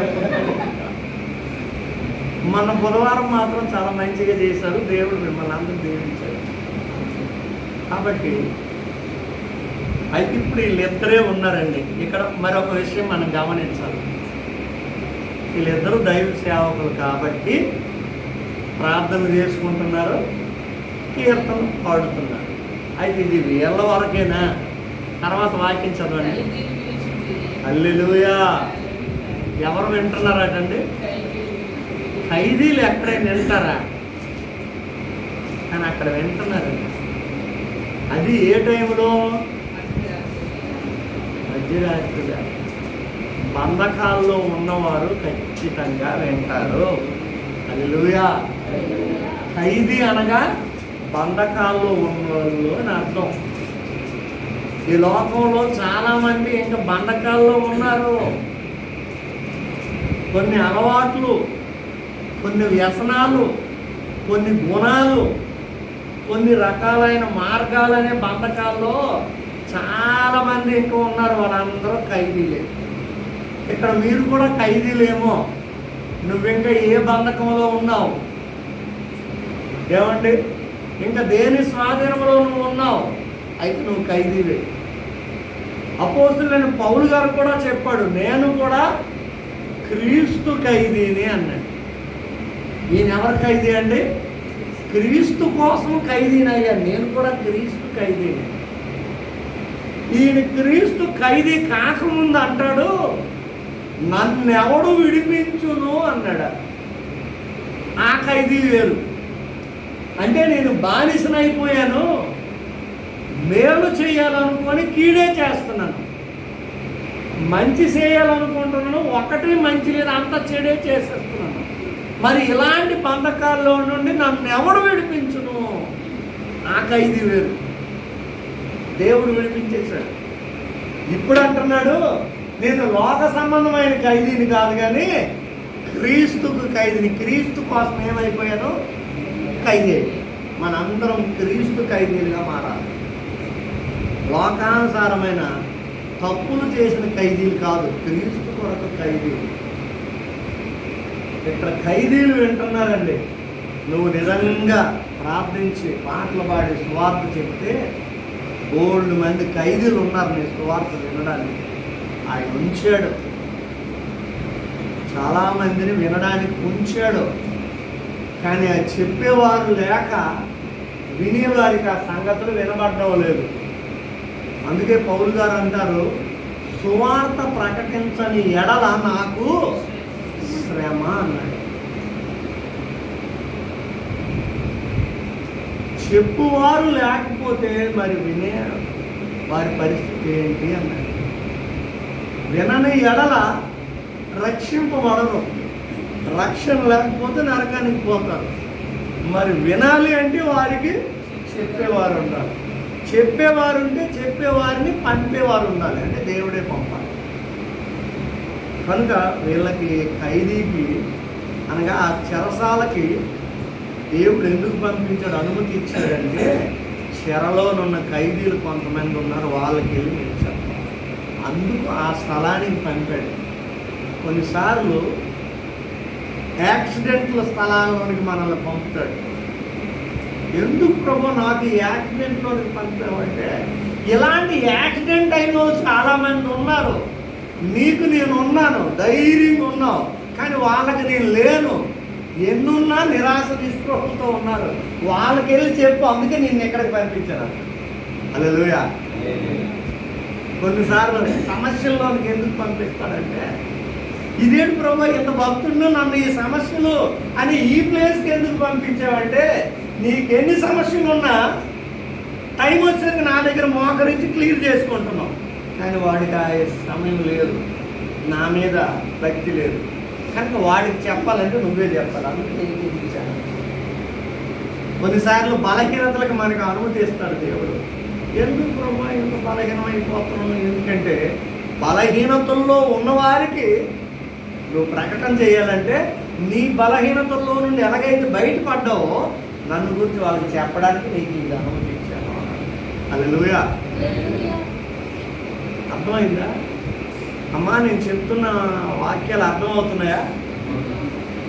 ఎప్సిబా అర్థమవుతుంది కదా? ఒక్కసారి హల్లెలూయా, మరొక్కసారి హల్లెలూయా, మళ్ళీ అక్కడ వచ్చినట్లు హల్లెలూయా. జాగ్రత్తగా చెరసాలలోనికి ఎందుకు దేవుడు అనుమతి ఇచ్చాడంటే, దేవుడు అనుమతి ఇవ్వకపోతే పౌలును ఇలాగ ముట్టడానికి కూడా ఎవరికి అవకాశం లేదు. ఎప్పుడైతే పౌలును దేవుడు దర్శించాడో, జాగ్రత్తగా గమనించండి, ఏ రోజైతే పౌలును దేవుడు దర్శించాడో, ఏ రోజైతే వెలుగులో నుండి మాట్లాడి నీవు హింసిస్తున్న నజరేయుడైన యేసు నేనే అని చెప్పాడో, ఎప్పుడైతే ఆయన పొరలు రాలిపోయి 3 రోజులు ఉపవాసం ఉండిన తరువాత గమనీయులు వచ్చి ప్రార్థన చేసినంత తిరిగి కళ్ళు తెరవబడ్డాయో, ఎప్పుడైతే 5 మార్లు యేసుక్రీస్తు కొరకు 39 కొరడా దెబ్బలు పౌలు దెబ్బలు కాశాడో, అప్పుడే పౌలు యేసు ప్రభువారు చేతిలోనే భద్రతలో ఉన్నాడు. ఆయన అనుమతిస్తే తప్ప ఆయన చేతిలో నుండి ఎవరు పౌలుని తీసుకెళ్ళి జైల్లో పెట్టలేరు, ఎవరు బయటికి తీసుకెళ్ళి పౌలుని ఏమీ చేయలేరు. దేవుని అనుమతి అయితేనే తప్ప. మనందరం దేవుని స్వాధీనంలో ఉన్నామండి. ఎవరి స్వాధీనంలో ఉన్నామండి? ఏ రోజైతే నువ్వు మారు మనస్సు పొంది నమ్మి బాప్తిసం పొందుతావో ఆ రోజు నువ్వు ఇంకా దేవుని లోపల ఉన్నావని అర్థం. ఒకసారి చదవండి, గలతీ 3:27 ఏమని ఉంటుంది చదవండి ఒకసారి. గలతీ, క్రీస్తులోనికి బాప్తిస్మము పొందిన మీరందరూ క్రీస్తుని ధరించుకున్నారు. చాలు. అంటే మన పైనుండేది ఎవరు? మీరు క్రీస్తుని ధరించుకున్నారు. అంటే క్రీస్తు లోపల మీరు ఉన్నారు. క్రీస్తు లోపల ఉన్నవాడిని దుష్టుడు ముట్టగలడా? క్రీస్తు లోపల ఉన్నవాడిని ఒక దౌర్భాగ్యుడు టచ్ చేయగలడండి. ఒకవేళ వాడు టచ్ చేయాలంటే ముందు ఎవరిని ముట్టాలి? ఏమండి? ఇప్పుడు నా గుండె మీద చెయ్యాలంటే అంటే ముందు దేని మీద పడుతుంది? నేను ధరించుకున్న షర్టు. అయితే షర్టు లోపల నా శరీరం ఎలాగైతే ఉందో, క్రీస్తులోనికి బాప్తిసం పొందినప్పుడు మనందరం క్రీస్తు లోపల ఉన్నాం. మరి లోపల ఉన్న వ్యక్తిని టచ్ చేయాలంటే ముందు ఎవరిని టచ్ చేయాలా? ఏమండి? క్రీస్తుని. క్రీస్తుని ఎవడైనా టచ్ చేయగలరా? హల్లెలూయా. అది కాబట్టి మనం క్రీస్తుని ధరించుకున్నాం. పౌలు గారు క్రీస్తుని ధరించుకున్నారు. ఆయన అనుమతి ఇచ్చాడు అంతే. పౌలా, నా లోపల ఉన్నావు కదా, ఒకసారి బయటికి రానైనా, జైలుకి వెళ్ళు. కొంతమందిని కొన్నిసార్లు అలాంటి ప్రాంతాలకు పంపుతాడు. నువ్వు ఖైదీవని కాదు, నువ్వు గోండావని కాదు, నువ్వు నేరం చేసేవని కాదు, నువ్వు వెళ్ళు. నేను ఎందుకు పంపిస్తున్నాను, అక్కడ నీకు రిజల్ట్ వస్తుంది, వెళ్ళంటే వెళ్ళాడు. ఇప్పుడు దేవుడు పంపించాడు కాబట్టి వీళ్ళకి ఎంత ధైర్యంగా ఉంది. అదే మనుషుల ద్వారా కొట్టబడి దూషించబడి ద్వేషించబడి ఉంటే ఆ అవమానంలో సిగ్గుకి చచ్చిపోతాడు. దేవుడు పంపించాడు.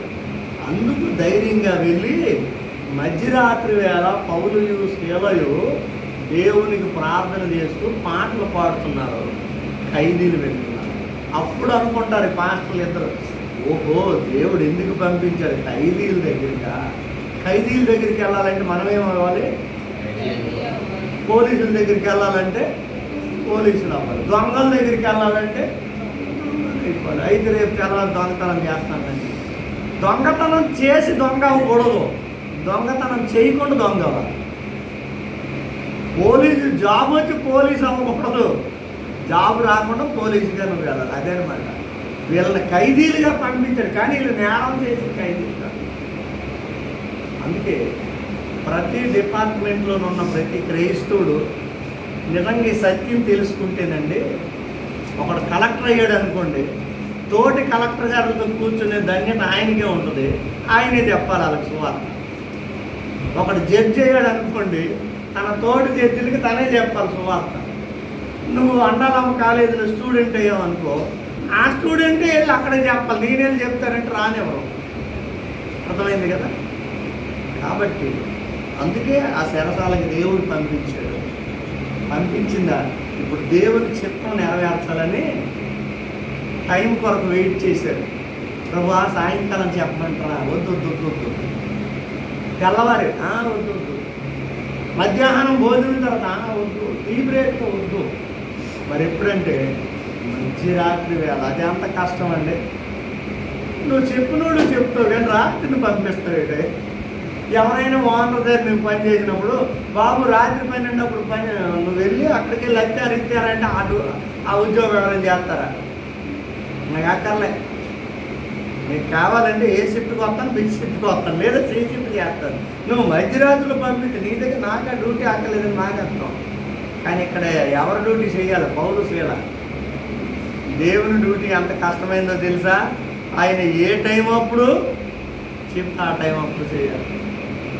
కొన్నిసార్లు నాకే నీరసం ఉందని అలాగే రిలాక్స్ అవ్వాలనుకుంటాను. ఎంత బాగా పాస్టర్ గారు మా బాబుకు ప్రార్థన చేయలేదంటే అప్పుడు మోకరించి ప్రభా నీకు స్తోత్రం నాయన, ఎంత మంచివాడు తండ్రి. ఇంకా నా బలహీనమే ఇంకా ఆల.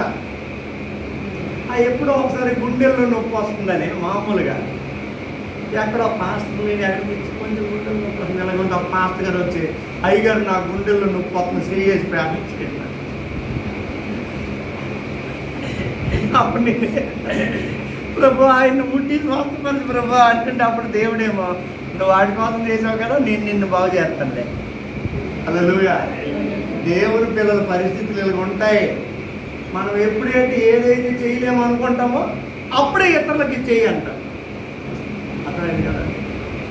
కాబట్టి పౌలు శీల మధ్యరాత్రి వేళ ప్రార్థనలు చేస్తూ కీర్తనలు పాడుతున్నారు. మనం చేసిన పనిదే. నెలలో ఒక్కరోజైనా వరాహలమ్మంటున్నాను నేను, రాయిలమ్మ మనం చేయలేమా? అనగా చేయలేమా? చేస్తున్నాం. హల్లెలూయా. చేస్తాము కాదు, ఆల్రెడీ చేస్తున్నాం. అంతే. మధ్యరాత్రి వేళ ఖైదీలు వినుచుండిరి. ఎక్కడైతే ప్రకటింపబడుతుందో ఆ ప్రకటన వినడానికి కూడా దేవుడే మనుషులను సిద్ధపరిచి ఉంచుతాడండి. ఆయన సిద్ధపరిచి ఉంచితేనే వీళ్ళ ద్వారా వినిపింప చేస్తాడు. అర్థమైందా? ఖైదీలు వినుచుండిరి. చదవండి చదవండి చదవండి. అదండి మధ్యరాత్రి వేళ మళ్ళీ ఇదొక బాధ. ఏం జరిగిందట? వర్షం వచ్చిందనే మన వాళ్ళు ఉండిపోయారు. అక్కడ భూకంపం కలిగిపోతే వస్తారా? 6 నెలలు రావడం మానేస్తారు. ఎందుకంటే అక్కడ భూకంపం వచ్చింది, అక్కడికి మనం వెళ్ళకూడదు. నిజంగా ఈ ఒక్కొక్క పరిస్థితుల గురించి వివరించి ధ్యానం చేస్తుంటే ఎంత మధురంగా ఉంటాయి వాక్యం. వీళ్ళు చేస్తున్నదే మధ్యరాత్రి, ఇది పెద్ద కష్టమైన పని. దానికి తోడు ఖైదీలు వినడం అంటే అది ఇంకా కష్టమైన పని. దానికి ఆన్సర్ ఏమైందట? భూకంపం కలిగిందట. అమ్మో, కొన్నిసార్లు భూకంపాలు మంచి పని చేయడానికి కూడా దేవుడు అనుమతిస్తాడు. భూకంపాలను బట్టి కూడా మంచి జరుగుతుంది. మనకి భూకంపం అనేసరికి భయం. ఒకవేళ ఏది జరిగినా దేవుని చిత్తానుసారంగా అది ఏది వచ్చినా సంతోషమే. మరణం వచ్చిన సంతోషమే, దుఃఖం వచ్చిన సంతోషమే, బాధ వచ్చిన సంతోషమే, కరువు వచ్చిన సంతోషమే. అది దైవ చిత్తానుసారమైనది. అయితే చూడండి, ఇక్కడ మనం వాక్యం ధ్యానం చేసినప్పుడు అక్కడ భూకంపం వచ్చింది. ఎవరికైనా ఏమైనా నష్టం జరిగిందా? అసలు భూకంపం వచ్చినప్పుడు చాలామంది జనాలు చచ్చిపోవాలి. ఆ సౌండ్కి అవతల బిల్డింగ్ ఇవతల బిల్డింగ్లు ఊడిపోవాలి, పడిపోవాలి. కానీ అలాంటిది ఏమి అక్కడ జరగలేదు. మధ్యరాత్రి వేళ వీళ్ళు పాటలు పాడుతుంటే, కీర్తనలు పాడుతుంటే, ప్రార్థనలు చేస్తుంటే, ఖైదీలు వింటుంటే భూకంపం కలిగిందట. అలాగే నువ్వు వాక్యం చెప్తున్నప్పుడు అనేక మంది గుండెల్లో భూకంపం కలగాలి. హల్లెలూయా. ఆ గుండెలు బద్దలు చేయడానికి కొన్నిసార్లు భూకంపం కలుగుతుంది. నీ హృదయాన్ని మార్చడానికి భూకంపం కలుగుతుంది. నీ మనసు చేంజ్ అవ్వడానికి భూకంపం కలుగుతుంది. మనిషి మారడానికి భూకంపం కలుగుతుంది. అది నీ మరణము కొరకు వచ్చిన భూకంపం కాదు. నిన్ను నష్టము నాశనం చేయవలసిన భూకంపం కాదు. కొన్నిసార్లు మన మీద కూడా అకస్మాత్తుగా కొన్ని వస్తాయి, సడన్గా వచ్చేస్తాయి, అనుకోలేని పరిస్థితులు వచ్చేస్తాయి. భయపడిపోవద్దు. అవి దేవుని మహిమ కొరకు, నీ మేలుని కోరి క్షేమము కొరకే వస్తాయి. హల్లెలూయా. కొంతమంది కొన్ని పరిస్థితులు వచ్చినప్పుడు భూకంపం లాంటి పరిస్థితి వచ్చింది. ఇదిగో తెల్ల ఒక దగ్గర, పిల్ల ఒక దగ్గర అయిపోయాం. ఆయన అక్కడ, నేను ఎక్కడ, చెల్లి అక్కడ, ఆ అక్క ఎక్కడ, మరి ఏటో చెల్లా చెదర అయిపోయాం అన్న పరిస్థితులు కూడా కొన్నిసార్లు వస్తాయి. భయపడవద్దు. ఆ పరిస్థితుల్లో నుండి కూడా దేవుడు ఏదో అద్భుతాలు చేయబోతున్నాడని గమనించాలి. హల్లెలూయా. ఖచ్చితంగా అక్కడ మహాభూకంపం కలిగింది. అదండి, చెరసాల పునాదులు మాత్రం అదిరేయట. చెరసాలకు సంబంధించిన భూకంపం అది. చెరసాల లోపల ఉన్న ఖైదీలు హృదయాలు కదిలే భూకంపం అది. చెరసాల పునాదులు కదిలేను. అదండి, తలుపులండి, చెరసాల తలుపులు తెరవబడ్డాయి. అంటే వీళ్ళందరూ హృదయాలు, మనస్సులు తెరవబడ్డాయి అనడానికి ఒక గుర్తు. అక్కడ చెరసాల అనేది వీళ్ళ జీవితాలకు ఒక గుర్తుగా చూపెడుతున్నారు. తలుపులన్నీ తెరవబడ్డాయి. ఇంకా అమ్మయ్యా, ఇంకా ఏమయ్యాయట?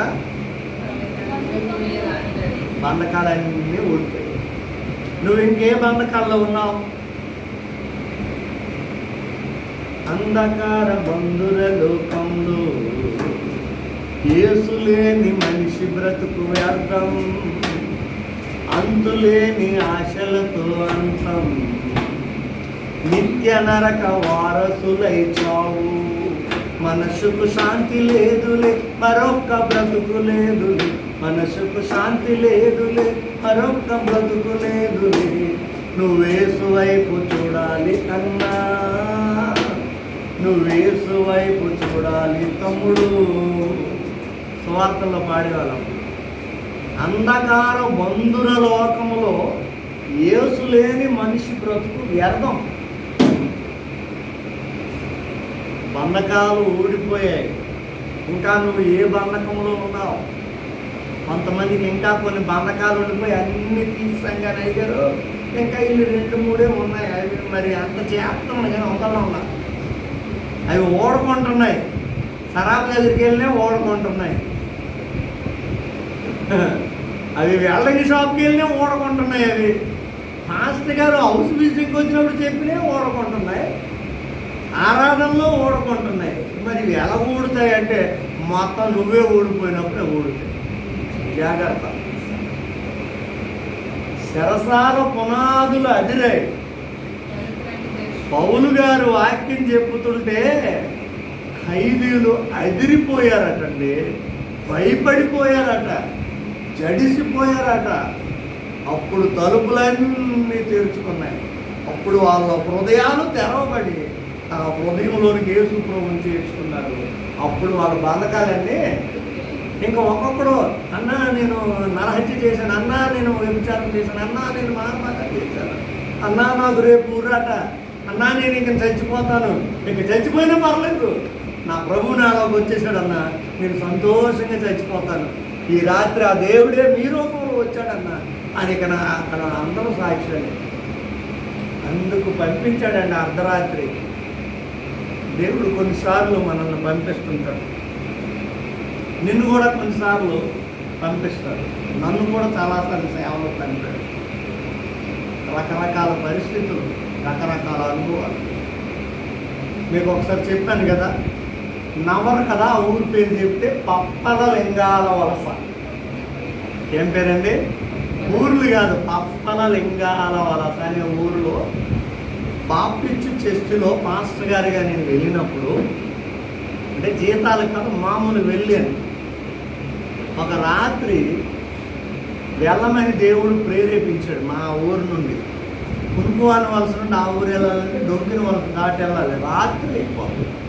కానీ ఇంటిలో ప్రార్థన చేస్తే నువ్వు వెళ్ళు వెళ్ళు ప్రభువా, రేపు ప్రార్థన, రేపు రమ్మన్నారు వాళ్ళు, ఇప్పుడు ఎందుకంటే నువ్వు వెళ్ళు వెళ్ళు వెళ్ళు నడుచుకొని కునుకువాని వలస నుండి బాడంగి వచ్చి, అక్కడ నుండి ఎత్తుకానకు వచ్చి, అక్కడ నుండి డొంకిన వలస వచ్చి నడుచుకొని వెళ్తున్నాను. ఇంతలోపు ఒక ఇంటి దగ్గర ఒక సిచ్యువేషన్ జరుగుతుంది, మీకు చెప్పాను, మర్చిపోయారు, గుర్తు చేస్తున్నాను. తండ్రి లేడు, ఒక అమ్మాయి, తల్లి ఉంది, ఒక తమ్ముడు ఉన్నాడు. ఎవడో ఒకడు మన విశాఖపట్నం వాడే, ఎంత మంచివాడో, వాళ్ళ నాన్న పేరు చెప్పి మరి ఎలాగ అడ్రస్ కనుక్కున్నాడో, వాళ్ళ గుర్తులు ఎలా తీసుకున్నాడో తెలియదు. ఎక్కడో మొత్తాన్ని కొనుక్కొని వాళ్ళ ఇల్లు కనుక్కొని ఆ రోజు సాయంకాలం వాళ్ళ ఇంటికి వెళ్ళి ఫలానా వాడు ఎక్కడ ఉండాలంటే మా ఆయనేనండి, అవునమ్మా చనిపోయాడని తెలిసింది. తెలుసు, ఆయన పెద్దోడైనా నేను ఎవరొస్తుందైనా మా ఇద్దరికి పరిచయం ఉంది, ఒక దగ్గర పనిచేసిన ఇలాగ చెప్పి, అవును మీ ఇంట్లో ఒక అమ్మాయి ఉందాడు, పెళ్లి చేయలేకపోతున్నారట కదా, నాకు ఫలానా షాపింగ్ మాల్ ఉన్నాయి, ఇవి ఉన్నాయి, ఏదో గొప్పలు చెప్పేసి నేను మీ అమ్మాయిని పెళ్లి చేసుకోవాలని వచ్చాను అంటే పాప మా అమ్మాయికి లేదు. అలా ఆయన గురించి స్టోరీ అంతా వినేసి నిజమే అనుకొని అలాగా సరేనండి రేపు మా వాళ్ళతో మాట్లాడుతా అంటే, రేపు వరకు నాకు టైం చాలదు, ఆ షాపుల దగ్గర వేరే వాళ్ళకి పెట్టి ఈ నైట్ ట్రైన్కి వస్తానని నేను వచ్చానమ్మా. డొంకిన వలస రాత్రి 1 గంట 2 గంటలకు ఎప్పుడు తెల్లవారి ట్రైన్ ఉంటుంది, వెళ్ళిపోవాలండి. పాపం వీళ్ళందరూ అమాయకులేనండి. పక్కింటోళ్ళని కూడా పిల్లలేదు. ఆ అమ్మాయిని రెడీ చేసింది వాళ్ళ తల్లి, ఆ తమ్ముడు బ్యాగ్ రెడీ చేశాడు, ఏం తల్లి ముగ్గురు దిగబెట్టడానికి రెడీగా ఉన్నారు. ఎంత బాగా నేను వెళ్ళి, ప్రభు ఎంత రాత్రిలో రమ్మన్నావు, సంగతులు అందరూ పడుకున్నారు, ఎక్కడ లైట్ వేసినాయి అంటే ఈ ఒక్కింటి దగ్గర లైట్ వేసుకుంది. ఫలానా సహోదరాలు ఇంటి మెలుపుగా ఉన్నట్టున్నారు, సరే వెళ్ళి అందరిలో వెళ్ళి పిలుస్తానని ఇలా నిల్చున్నాను. అది కమలి లాగా, నేను వెళ్ళి ఇలాగ నిల్చుంటే అప్పుడు నా చెప్పులు ఆ లోపల ఉన్న వాళ్ళకి కనబడుతుంది. నా చెప్పు పోల్చారట. ఆ బాబు అంటాడు, అమ్మ పాస్టర్ గారు లాగా ఉన్నారు ఇప్పుడు వచ్చారంటే. ఆ లోపల నుండి బయటకు వచ్చి, పాస్టర్ గారు ప్రైజులాడండి, ప్రైజులాడు. ఇదేంటి ఇంతవరకు మీరు పడుకోలేదు ఏంటంటే, ఎవరో మా ఆయన ఫ్రెండ్ అంటండి, మగోడే, మా ఆయన గురించి అంతా చెప్పాడు, అతను ఎంత మంచివాడు అంతా చెప్పి, పాపం మీకు ఒక్క అమ్మాయి ఉందాక, పేదోళ్ళట, చేసుకోలేకపోతున్నారట, ఏమంటారు కానీ అమ్మాయిని పెళ్లి చేసుకుందామని వచ్చారండి. అయితే ఏం చేస్తున్నారంటే, ఈ రాత్రి ట్రైన్ ఉంటుందండి, ఎంత అమ్మాయికి చూడండి, మా ముగ్గురు మీద బాబు నేను వెళ్ళి స్టేషన్ వరకు దిగబెట్టడానికి రెడీ అవుతున్నాము, మరి మీ అక్కలను కానీ అవతల ఎవరిని ఈ రాత్రి నేను లేపుతారండి, వాళ్ళందరికీ ఎందుకు, ఇప్పుడు మీకు నేను ఇష్టపడ్డాను కదా అన్నాడండి. ఇలా కాదు ఇంకంతేనండి, ఇలా వంగి లోపలికి దూరబోతున్నాను, నన్ను ఇలా చూశాడు అంతే, కనబడలే. తెల్లవారులు నిద్ర పడలేదు, అలా కూర్చొని ఏడమ్మా ఏడు, మీ అల్లుడు ఏడంటే నేను తర్వాత పోల్చాను. బొబ్బిల్లో బస్ స్టాండ్లో జేబులు దొంగతనాలు చేసేవాడు వాడు. కాలేజీ మేము చదువుతున్నప్పుడు చాలాసార్లు పోలీసులు పట్టుబడితే నేను చూశాను, నన్ను పోల్చేశారు. చూసారండి, ఆ రాత్రిలోనే వెళ్ళకపోతే ఒక అమ్మాయి లైఫ్ పాడైపోయింది.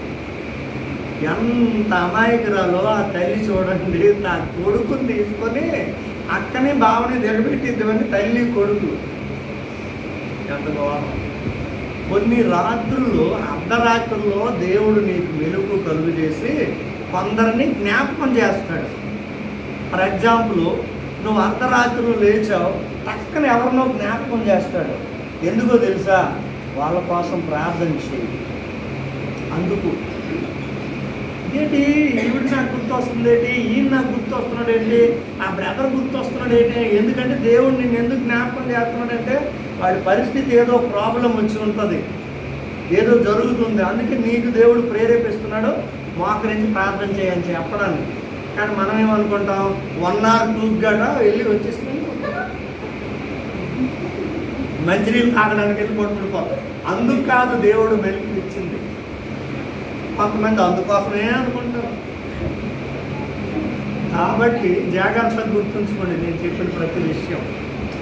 ఈ పౌలు శీలను అర్ధరాత్రిలో పాటలు దేవుడు పాడించాడు, ప్రార్థనలు చేయించాడు, ఖైదీలు వినేటట్టు చేశాడు, చెరసాలను వదిలించాడు. ఈ కార్యక్రమం అంతా చేస్తున్నది ఎవరు అనుకున్నారు? దేవుడే. హల్లెలూయా, హల్లెలూయా. ఈ రాత్రి వాక్యం ద్వారా మనతో మాట్లాడించుతున్నది ఎవరు? నా మట్టుకు నేనైతే మీకు ఏమి చెప్పలేను. మీకు తర్వాత సంకీర్తన ఒక వీడియో చూపెడితే ఆశ్చర్యపోతారు. ఎందుకంటే తెల్లవారు నా కోసం వీడియో తీసి ఇక్కడ పడుకుని పోయాను, పాటించిపోయాను. అంటే అంత అలిసిపోయి ఉన్నాను.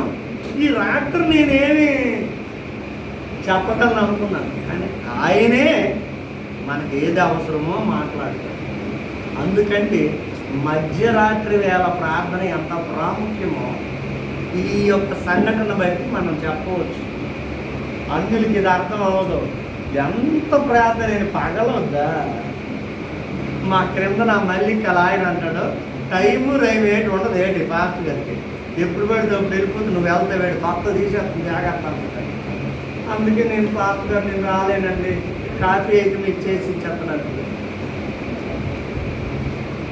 కానీ మన పరిస్థితులు, మన భారము, మన బాధ్యత ఎవరికి తెలుసు అంటే చదవండి, ఆ వాక్యం చదివండి, ముగించేస్తాను. అంతలో చూడండి దేవుడు మరొక వ్యక్తిని లేపాడు. చెరసాల నాయకుడు మేలుకొని చెరసాల తలుపులన్నీ తెరిచి ఉండడం చూశాడండి. ఖైదీలు పారిపోయారు అనుకున్నాడు ఆయన. చూడండి ఆ నాయకుడికి ఆయనకున్న నాలెడ్జ్ ఎంతవరకు అంటే అయితే వీళ్ళందరూ పారిపోయారు. ఆయన ఏమనుకుంటాడు? భూకంపం వచ్చింది అనుకోడు. ఎవరో వచ్చారు, ఈ చెరసాల తలుపులన్నీ తీసేశారు, వీళ్ళందరినీ తీసుకెళ్ళిపోయారు, ఇంకా నా పని అయిపోయిందని ఆయన ఊహ అంతవరకే. నాయకుడే.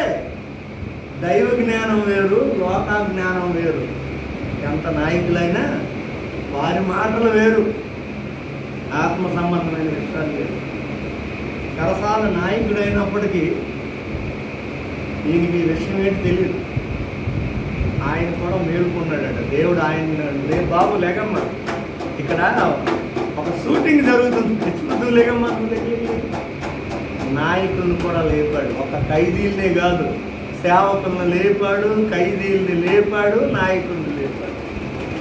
ఆయన ఎవరినైనా లేపుతాడు. హల్లెలూయా.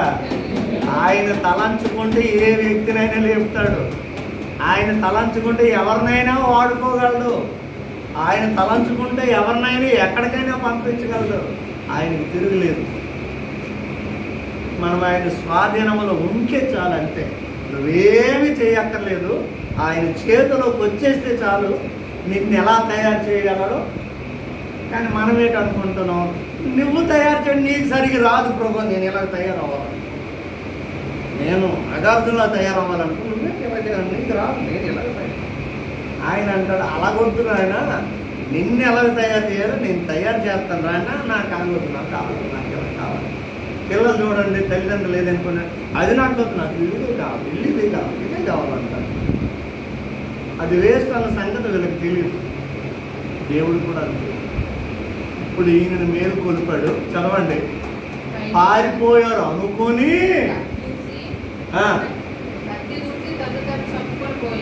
చూడండి, ఖైదీలు పారిపోయారు అనుకొని ఈయనేమనుకున్నాడు? అంటే ఇక్కడ కూడా ఒక యాక్సిడెంట్ జరగవలసింది, ఒక మర్డర్. ఎవరో కాదు, తనకు తానే. ఈ రోజుల్లో చాలామంది ఎవరో చంపడం కాదు, వాళ్ళకు వాళ్ళే పురిపోసుకుంటున్నారు, వాళ్ళకు వాళ్ళే ఏదో తాగి చచ్చిపోతున్నారు, వాళ్ళకు వాళ్ళే ట్రైన్ కింద తలకాయలు పెట్టేస్తున్నారు. ఎవరు చేశారంటే ఎవరు చేయలేదు. తర్వాత చేతులు ఇలా పట్టుకొని చేతులు పోలీసులు వస్తారు, ఈ అమ్మాయి చేతులు ఏదో చూడండి, ఈ హత్యకు ఎవరి సంబంధము లేదు, నేను ఒకరిని ప్రేమించిన ఆడికి నిన్నే పెళ్ళి అయిపోయింది.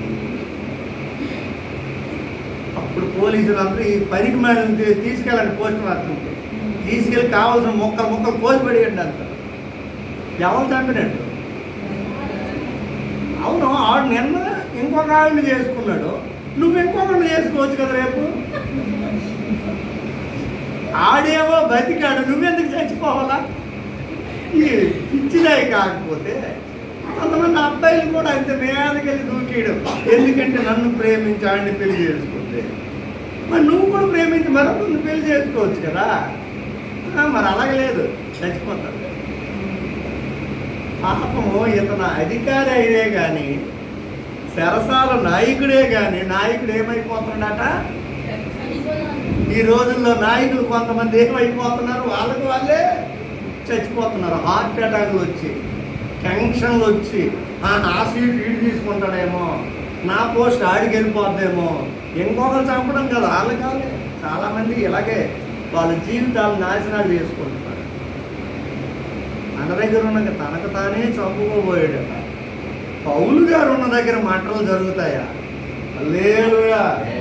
ఒకవేళ అక్కడ మంటలు జరగవలసి ఉన్న ఒక దేవుని బిడ్డగానే ఆ ఏరియాలో ఉంటే దేవుడు ఆ బిడ్డను బట్టి ఆపేస్తాడు.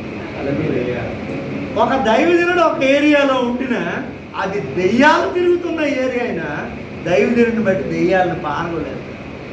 అల్లర్లు గొడవలు జరుగుతున్న వీధైనా ఒక ప్రార్థనా పరుడు ఆ వీధిలో ఉంటే ఆ వీధిలో అల్లర్లు గొడవలు ఏమీ లేకుండా దేవుడు ఆపేస్తాడు.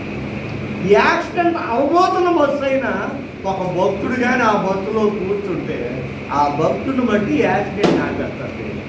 హల్లెలూయా. ఇంకంత గొప్ప దేవుడు అంటే మనకు దొరికాడు. ఇప్పుడు నీ స్టేటస్ ఏమిటి? ఇప్పుడు చూసుకోండి, నీ భక్తి నిన్ను బట్టి చుట్టుప్రక్కల ప్రాంతాలకి దేవుడు ఎంత గొప్ప కార్యాలు చేస్తున్నాడో వాళ్ళు గుర్తించకపోవచ్చు, కానీ నువ్వు గుర్తుంచుకోవాలి.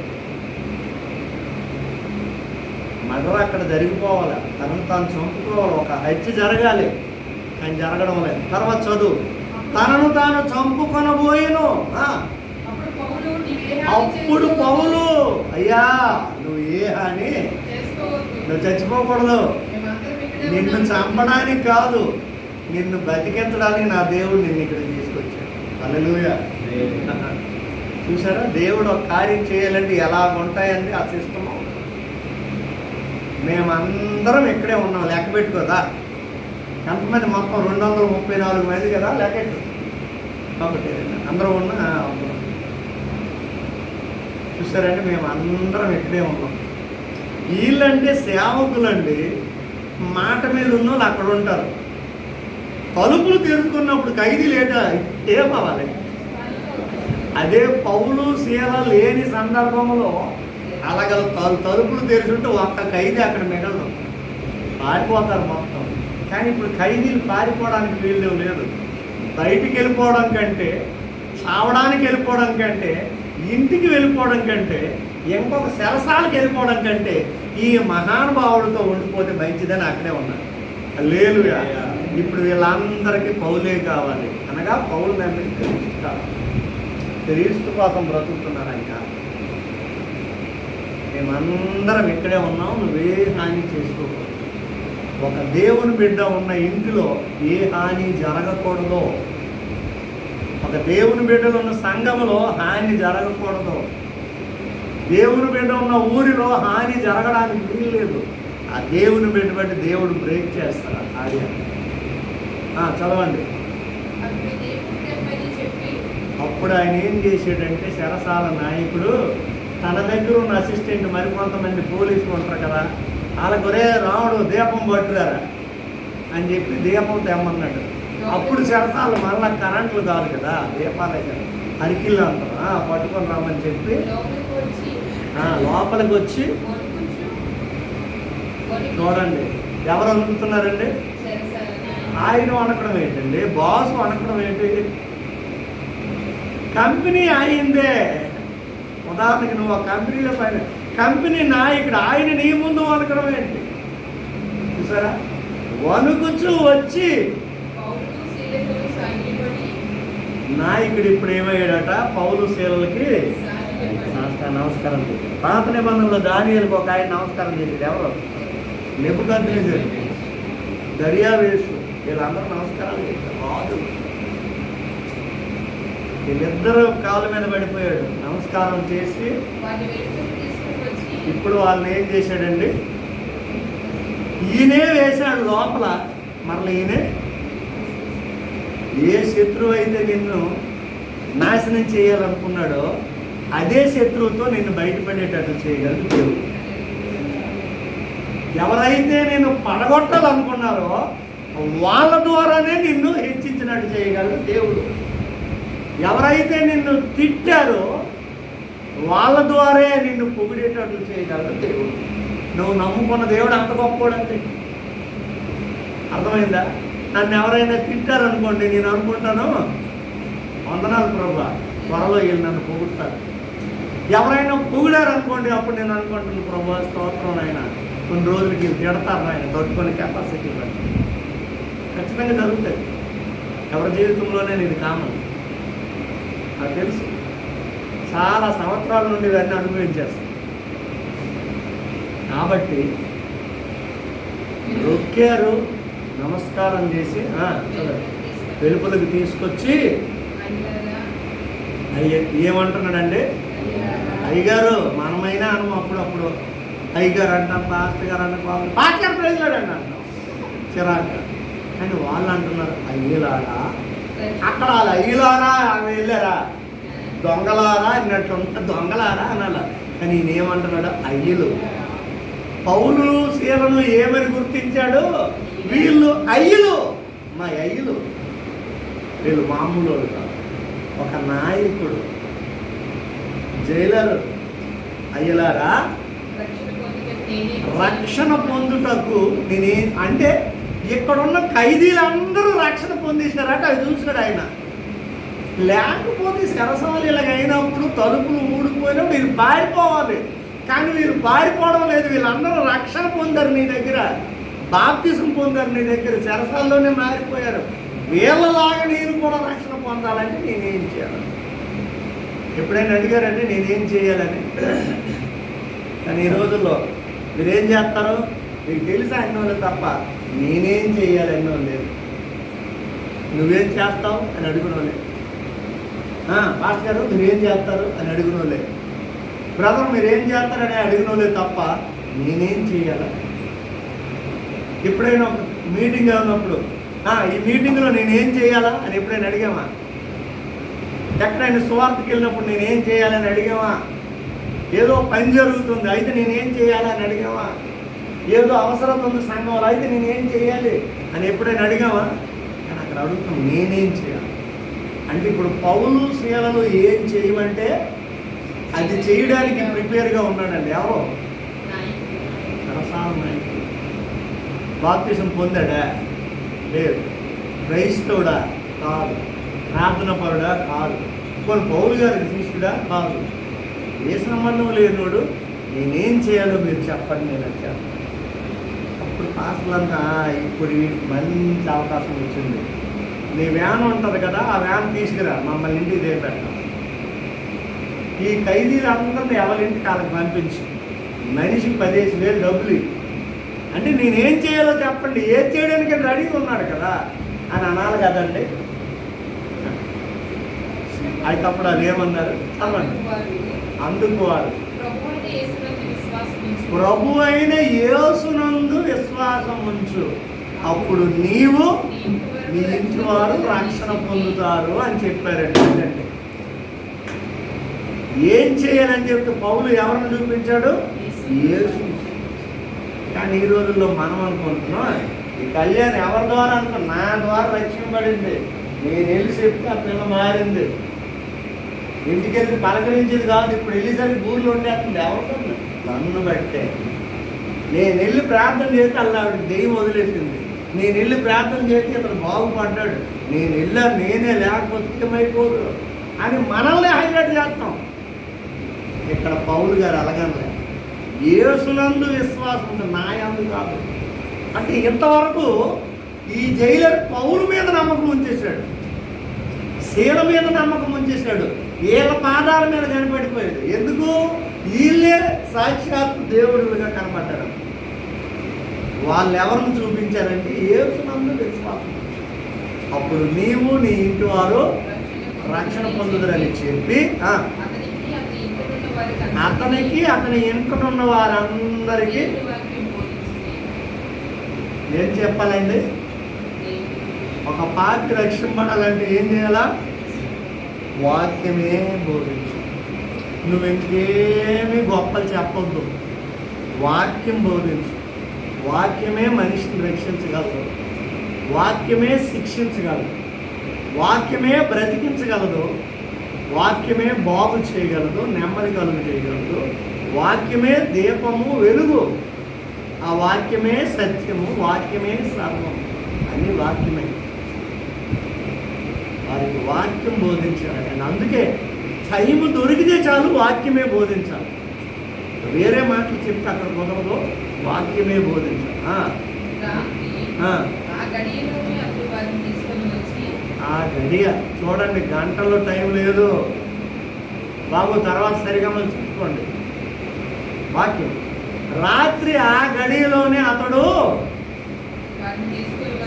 వారిని గడియలు, పూటలు లేదు, రోజులు లేదు, గడియలు. అంటే ఎంత త్వరగా దేవుడు నిన్ను దర్శించినప్పుడు, దేవుడు నిన్ను తాకినప్పుడు, వాక్యం నీ మీదకి వచ్చినప్పుడు గడియలలోనే అన్నీ జరిగిపోవాలి. రేపు చూసుకుందాంలే మార్పు, ఎల్లుండి చూసుకుందాంలే బాప్తిస్మము, తర్వాత చూసుకుందాంలే మొక్కుబడి అని ఎప్పుడూ వేస్ట్ చేయొద్దండి. టైం నిర్లక్ష్య పెట్టదు. గడియలోనే ఎవరికి అడిగారు? ఎవరు గాయాలండి? పౌలుకి శీలకి అప్పటికి గాయాలు కొట్టి పడేశారండి చెరసాల్లో. అసలు గాయాలను మూలగాలి. పౌలును కొట్టారు, శీలను కూడా కొట్టేసి పడేశారు. వండలు కూడా వేసేసారు, సంఖ్యలు కూడా బిగించేశారు. మూలగవలసిన పోయి పాటలు పాడి ప్రార్థన చేశారు. మనకంత మీకు ఎప్పుడైనా ఎవరైనా కొట్టి పడేశారు, అమ్మాయి అక్కడ గాయాలు రక్తాలు గడ్డ కాలుతున్నాయి చూడండి. ఆరోగ్యంగా ఉన్నప్పుడు కూడా ప్రార్థన చేసి పాటలు పాడవు. వాళ్ళు గాయాలతో మూలుగుతున్నప్పుడు మూలుగులు మానేసి ప్రార్థన చేసి పాటలు పాడారు. ఇప్పుడు సరసాల నాయకుడు గాయాలన్నీ కడిగడ అంటే అప్పుడే పరిచర్య స్టార్ట్ చేశాడు. హల్లెలూయా. సేవకులకు పరిచర్య చేస్తే ఎవరికి చేసినట్టు చూసారా? చెరసాల నాయకుడు బ్రతుకులో అద్భుతాలు ఎలా జరిగిపోతున్నాయి. స్టార్ట్ చేశాడు అప్పుడే పరిచర్య, గాయాలు కడిగి.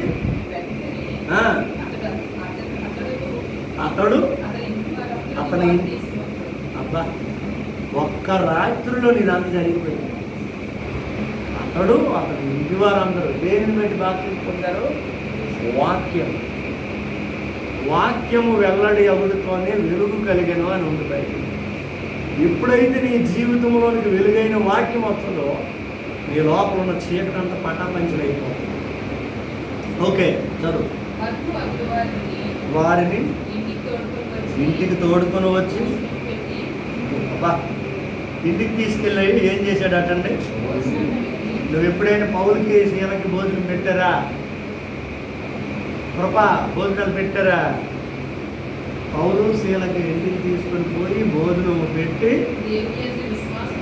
దేవుని యందు విశ్వాసం ఉంచిన వాడే తన ఇంటి వారందరితో ఆనందించిన. హల్లెలూయా. వాక్యం ముగిస్తాను, ఆనందించండి గట్టిగా. హల్లెలూయా. ఇప్పుడు తన ఇంటి వారందరితో ఆనందించాడు. ఈ ఆనందం రావడానికి ఎంత సిచ్యువేషన్ జరిగింది. ఇదంతా ఎప్పుడు జరిగింది? మధ్యరాత్రి వేళ. ఈ రాత్రి నీ జీవితంలో కూడా ఒక ఆనందం జరగబోతుంది. నీ నోటి నిండా దేవుడు నవ్వివ్వబోతున్నాడు. లేకపోతే 5-10 నిమిషాలు వాక్యం చెప్పాలన్న నేను గంటలు దాటిపోతున్నాను. దేవుడు ఏదో మన కోసం ఆనందం దాచి ఉంచాడు. అది పొందుకోవాలంటే ఈ మధ్యరాత్రి వేళ ఏం చేయాలా? పాటలు పాడి ఇప్పుడు ఆ టైంలోనికి మనం వెళ్ళబోతున్నాం. దేవుడి మాటలు దీవించును గాక. ఒక చిన్న బ్రేక్ ఇద్దాం ప్రార్థన చేసి. పరిశుద్ధుడైన తండ్రి, మీకు వందనాలు. మధ్యరాత్రి వేళ జరిగిన ఒక సన్నివేశాన్ని మా కళ్ళ ముందు పెట్టారు. మధ్యరాత్రి వేళ పౌలు శీలలు ప్రార్థనలు చేశారు, పాటలు పాడారు. మధ్యరాత్రి వేళ ఖైదీలు విన్నారు. మధ్యరాత్రి వేళ భూకంపం కలిగింది. మధ్యరాత్రి వేళ తలుపులన్నీ తెరుచుకున్నాయి. మధ్యరాత్రి వేళ సంఖ్యలు ఊడిపోయాయి, బంధకాలు ఊడిపోయాయి. మధ్యరాత్రి వేళ చెరసాల నాయకుడు మేలుకున్నాడు. మధ్యరాత్రి వేళ మార్పు జరిగింది. మధ్యరాత్రి వేళ వాక్యం ప్రకటించబడింది. మధ్యరాత్రి వేళ గాయములు కట్టబడ్డాయి. మధ్యరాత్రి వేళ భోజన సమయమైంది. మధ్యరాత్రి వేళ బాప్తిసం పొంది ప్రభువులో ఆనందించారు. ఇవన్నీ జరిగాయి. వారి జీవితాల్లో జరిగిన కార్యాలన్నీ యేసు నామములో మా అందరి జీవితంలో జరుగును గాక. అందరూ ఆనందించుదురు గాక. ఎత్తబడిన వాక్యం అందరిలో ఫలించును గాక. మీరే కార్యం చేసి మహిమ పొందుతారు. క్రీస్తు యేసు పరిశుద్ధ నామములో ఈ ప్రార్థన మీకు అప్పగిస్తున్నాం తండ్రి. మరి ఎంత టైం బ్రేక్ కావాలో బ్రేక్ తీసుకున్న తర్వాత ప్రార్థనలోకి వెళ్దాం. తీసుకోండి బ్రేక్ తీసుకోండి.